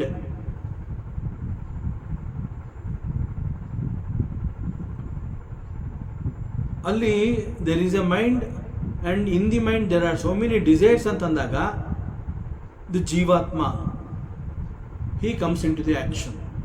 Actual ಆಗಿ ಅಲ್ಲಿರುವಂತಹದ್ದು ಪರಮಾತ್ಮ. But because there is a mind, there are plenty of desires. When there is a mind, when there are plenty of desires, the Jivatma, he bonds. That is I thought. So this Jivatma, now this Jivatma with plenty of desires, he has lost the path. ಅಂತಂದರೆ ತನ್ನ ಉದ್ದೇಶವನ್ನು ಅವನು ಮರ್ತ. So it is the Jiva who is suffering and who enjoys. So ಇಲ್ಲಿ ಆಗ್ತಾ ಇರುವಂತಹ ಅನುಭವಗಳು ದುಃಖ ಮತ್ತು ಸುಖ. He suffers and he enjoys. ಈ ಅನುಭವಗಳು ಆಗ್ತಾ ಇರುವಂತಹದ್ದು ಯಾರಿಗೆ ಅಂತಂದ್ರೆ ಇಟ್ ಈಸ್ ಫಾರ್ ದಿ ಜೀವ, ನಾಟ್ ಫಾರ್ ದಿ ಪರಮಾತ್ಮ. ಬಟ್ ಇನ್ ರಿಯಾಲಿಟಿ ಪರಮಾತ್ಮ alone exists. But there is mind. Because there is a mind, there are plenty of desires. And ಮನಸ್ಸು ಮತ್ತು plenty of desires, the Jiva Bhava, Jivatma is born and he lost the path. So he suffers and he enjoys. ಅದರಿಂದ ಇಲ್ಲಿ ಭೋಗ ಅಂತ ಹೇಳಿದಾಗ it is for the ಜೀವ. ಪರಮಾತ್ಮ ಅಂತಂದಾಗ ದೆರ್ ಇಸ್ ನೋ ಸಂಸಾರ ಫಾರ್ ಪರಮಾತ್ಮ. ಸೊ ಪ್ರಕೃತಿ ಅಂತ ಹೇಳಿದಾಗ ಕೂಡ ದೆರ್ ಇಸ್ ನೋ ಸಂಸಾರ ಆಕ್ಚುಲ್ ಆಗಿ.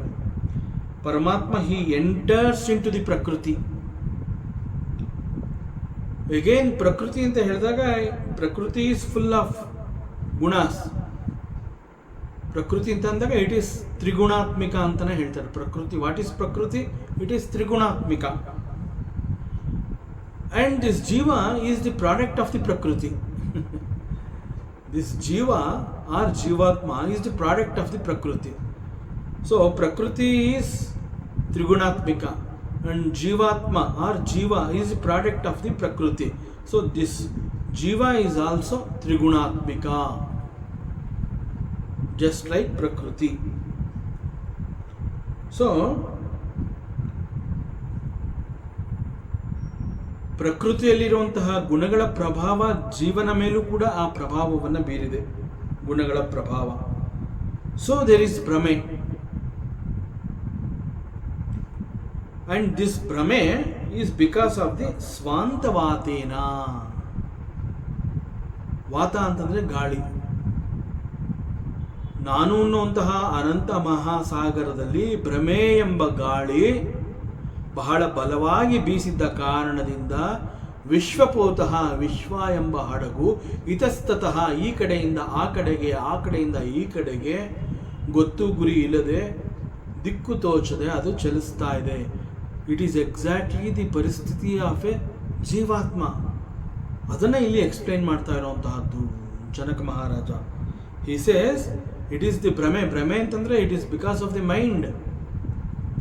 ಸೊ ಮನಸ್ಸಿನಲ್ಲಿ ಉಂಟಾದ ಅನೇಕ ಆಸೆಗಳು, ಆ ಮನಸ್ಸು ಮತ್ತು ಆಸೆಗಳು ಉಂಟಾದ ಕಾರಣದಿಂದ ಅಲ್ಲಿ ಒಂದು ಜೀವಾತ್ಮನಿಗೆ ಸಂಪೂರ್ಣವಾಗಿ ತನ್ನ ನೈಜ ಸ್ವಭಾವವನ್ನು ಅವನು ಮರಿತಾನೆ. ಯಾಕೆಂತಂದರೆ ತನಗೆ ಇಂತಹದ್ದು ಬೇಕು, ಆಸೆ ಅನ್ನೋಂಥದ್ದು ಹುಟ್ಟಿದಾಗ ಅದು ನನ್ನಲ್ಲಿಲ್ಲ, ಅದು ನನಗೆ ಬೇಕು. So he expresses that desire. So ಭ್ರಮೆ ಇಸ್ ಬಿಕಾಸ್ ಆಫ್ ದಿ ಸ್ವಾಂತವಾತೇನ. ಆಗ ಆ ದೋಣಿ ಎನ್ನುವಂತಹದ್ದು ಏನಾಗುತ್ತೆ, ದಿಕ್ಕು ದೆಸೆ ಅಂತ ನಾವೇನು ಹೇಳ್ತೀವಿ, ಆ ರೀತಿ ಗೊತ್ತು ಗುರಿ ಇಲ್ಲದೆ ಅದು ಚಲಿಸೋದಕ್ಕೆ ಪ್ರಾರಂಭ ಆಗುತ್ತೆ. ಸೊ ಇಲ್ಲಿ ಜನಕ ಮಹಾರಾಜ ಹೇಳ್ತಿದ್ದಾನೆ, you are a shuddha chaitanya. So since you are a shuddha chaitanya, there will be no disturbances.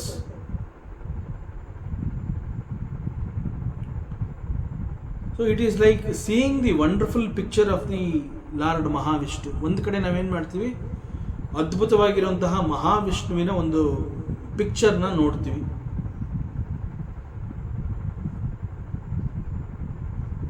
ಅದೇ ರೀತಿ we see some ugly picture also. There is no meaning in it. ಅದು ಅರ್ಥನೇ ಆಗ್ತಾ ಇಲ್ಲ. ಸೊ ಎರಡು ಪಿಕ್ಚರ್ನ ನೋಡ್ತೀವಿ. ಒಂದರಲ್ಲಿ ಮಹಾವಿಷ್ಣುವನ್ನು ನೋಡ್ತೀವಿ, ಮತ್ತೊಂದರಲ್ಲಿ ಅರ್ಥವೇ ಇಲ್ಲದೆ ಇರುವಂತಹ ಒಂದು ಅಗ್ಲಿ ಪಿಕ್ಚರ್ನ ನಾವು ನೋಡ್ತೀವಿ. ಒಟ್ಟಿನಲ್ಲಿ ಎರಡು ಬೇರೆ ಬೇರೆಗಳನ್ನು ನಾವು ನೋಡ್ತೀವಿ. ಎರಡು ಬೇರೆ ಬೇರೆಗಳನ್ನು ನೋಡಿದಾಗ is there any burden to our vision? ಓ ಇದು ಮಹಾವಿಷ್ಣು, ಅಬ್ಸಲ್ಯೂಟ್ಲಿ ನೋ ಬರ್ಡನ್. ಓ ಇದು ugly picture, it's a burden to the vision. ಆ ರೀತಿ ಏನಾರು ಆಯ್ತಾ? ವಿಷನ್ಗೆ ಏನಾದರೂ ಬರ್ಡನ್ ಆಯ್ತಾ? Eyes have no problem at all. Eyes ಅಂತಂದರೆ ಅದು ನೋಡತ್ತೆ, ದಟ್ಸ್ ಆಲ್. ಈ ಕಣ್ಣು ಅನ್ನುವಂತಹ ಇಂದ್ರಿಯ ಅದರ ಮುಖ್ಯ ಕೆಲಸ ಏನು ಅಂತಂದರೆ ನೋಟವನ್ನು ಗ್ರಹಿಸುವಂತಹದ್ದು, ದಟ್ಸ್ ಆಲ್. ಅದು ಮಹಾವಿಷ್ಣುನ ಅಥವಾ ಅದೊಂದು ಅಗ್ಲಿ ಪಿಕ್ಚರ್ ನೋಡ್ಬಿಟ್ಟು ನನ್ನ ಕಣ್ಣಿಗೆ ತುಂಬ ನೋವು ಆಗ್ತಾ ಇದೆ. No, it is not like that. ಮಹಾವಿಷ್ಣುವನ್ನು ನೋಡಿದೆ, ಓ ಕಣ್ಣುಗಳು ಬಹಳ ತುಂಬ ತಂಪಾಯಿತು, ಕೂಲ್ ಆಯಿತು, ಏನು ಒಂಚೂರು ಹೆವಿನೆಸ್ಸೇ ಇಲ್ಲ. ಆ ರೀತಿ ಅಲ್ಲ.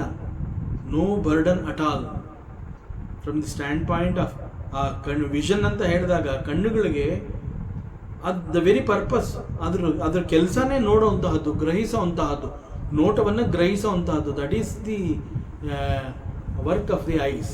ಕಣ್ಣುಗಳು ಅಂತಂದರೆ ಅದು ಆ ಕೆಲಸವನ್ನು ಮಾಡುತ್ತೆ. So eyes remains the same. There is no gain or there is no loss.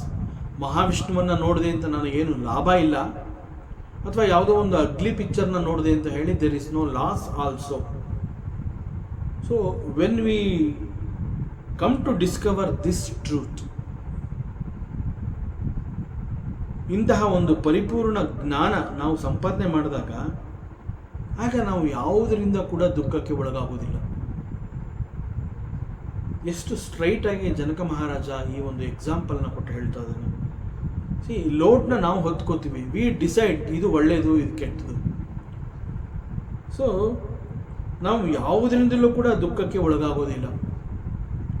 ಒಬ್ಬ ಜೀವಾತ್ಮನಾದ ಅವನಲ್ಲಿ ಹಿ ಡಿಸೈಡ್ಸ್ ಥ್ರೂ ದಿ ಮೈಂಡ್, ಇದು ಒಳ್ಳೆಯದು ಕೆಟ್ಟದು, ಆ್ಯಂಡ್ ಹಿ ಸಫರ್ಸ್. ಒಳ್ಳೇದು ನೋಡ್ತಾನೆ ಹಿ ಎಂಜಾಯ್ಸ್, ಕೆಟ್ಟದ್ದು ನೋಡ್ತಾನೆ ಹಿ ಸಫರ್ಸ್.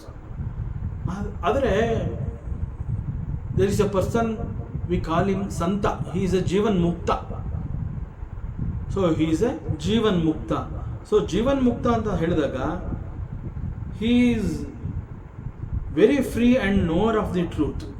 ಅವನಿಗೆ ಸಂಪೂರ್ಣವಾಗಿ ಒಂದು ಪರಿಪೂರ್ಣವಾದ ಜ್ಞಾನ ಇದೆ. ಈ ಪ್ರಪಂಚದ ನಾನಾತ್ವ ಅನ್ನುವಂತಹದ್ದು ಅವನ ಮೇಲೆ ಯಾವುದೇ ರೀತಿಯ ಪರಿಣಾಮವನ್ನು ಕೂಡ ಬೀರೋದಿಲ್ಲ. ಸೊ ಅದರಿಂದ ಮನಸ್ಸಿನ ಮೇಲೆ ಯಾವ ಪ್ರಭಾವ, ಯಾವ ಪರಿಣಾಮ ಕೂಡ ಅಲ್ಲಿ ಅವನ ಮೇಲೆ ಬೀಳದೇ ಇರೋದ್ರಿಂದ ಮನಸ್ಸಿನಲ್ಲಿ ಅವನಿಗೆ ಯಾವುದೇ ರೀತಿಯ ಗೊಂದಲ ಅನ್ನುವಂತಹದ್ದು ಉಂಟಾಗೋದಿಲ್ಲ. ಅವನ ಬುದ್ಧಿಯಲ್ಲಿ ವಿಕಾರ ಇಲ್ವಾ ಹಾಗಾರೆ? ಎಸ್, ಅವನ ಬುದ್ಧಿಯಲ್ಲಿ ವಿಕಾರ ಇದೆ, ಆಫ್ಕೋರ್ಸ್.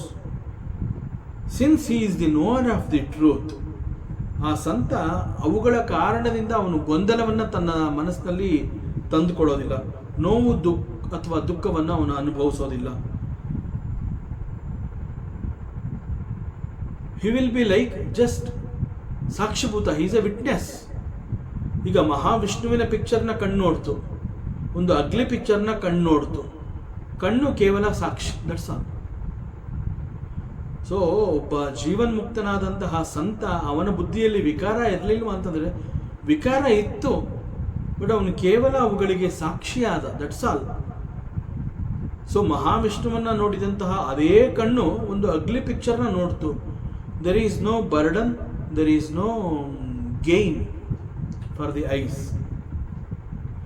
ಸೊ ಅದರಿಂದ ನೋರ್ ಆಫ್ ದಿ ಟ್ರೂತ್ ಅಂತಂದಾಗ ಅವನು ಇವುಗಳಿಂದ ಹಿ ವಿಲ್ ನಾಟ್ ಸಫರ್, ಅವನಲ್ಲಿ ಗೊಂದಲ ಅನ್ನುವಂತಹದ್ದು ಉಂಟಾಗೋದಿಲ್ಲ, ನೋವು ದುಃಖಗಳನ್ನು ಅವನು ಅನುಭವಿಸೋದಿಲ್ಲ. He will be like sakshi rupa. He knows that he is Sachchidananda, he is Atmasvarupa. So when he realises that he is the Atmasvarupa and he is Sachidananda, nothing can disturb him. Namai asti asahishnuta, therefore I do not have intolerance.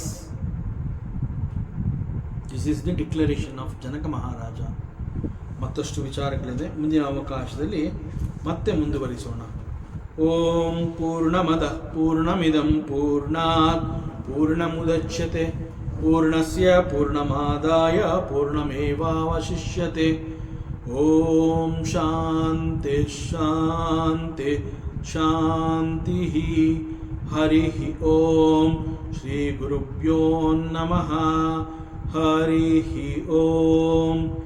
ಈ ದಿನದ ಪ್ರವಚನ ಸೇವೆಯನ್ನು ಪರಮಾತ್ಮ ಶ್ರೀಕೃಷ್ಣನ ಪಾದಚರಣಗಳಲ್ಲಿ ಅತ್ಯಂತ ಭಕ್ತಿಯಿಂದ ಶ್ರದ್ಧೆಯಿಂದ ಅರ್ಪಿಸೋಣ.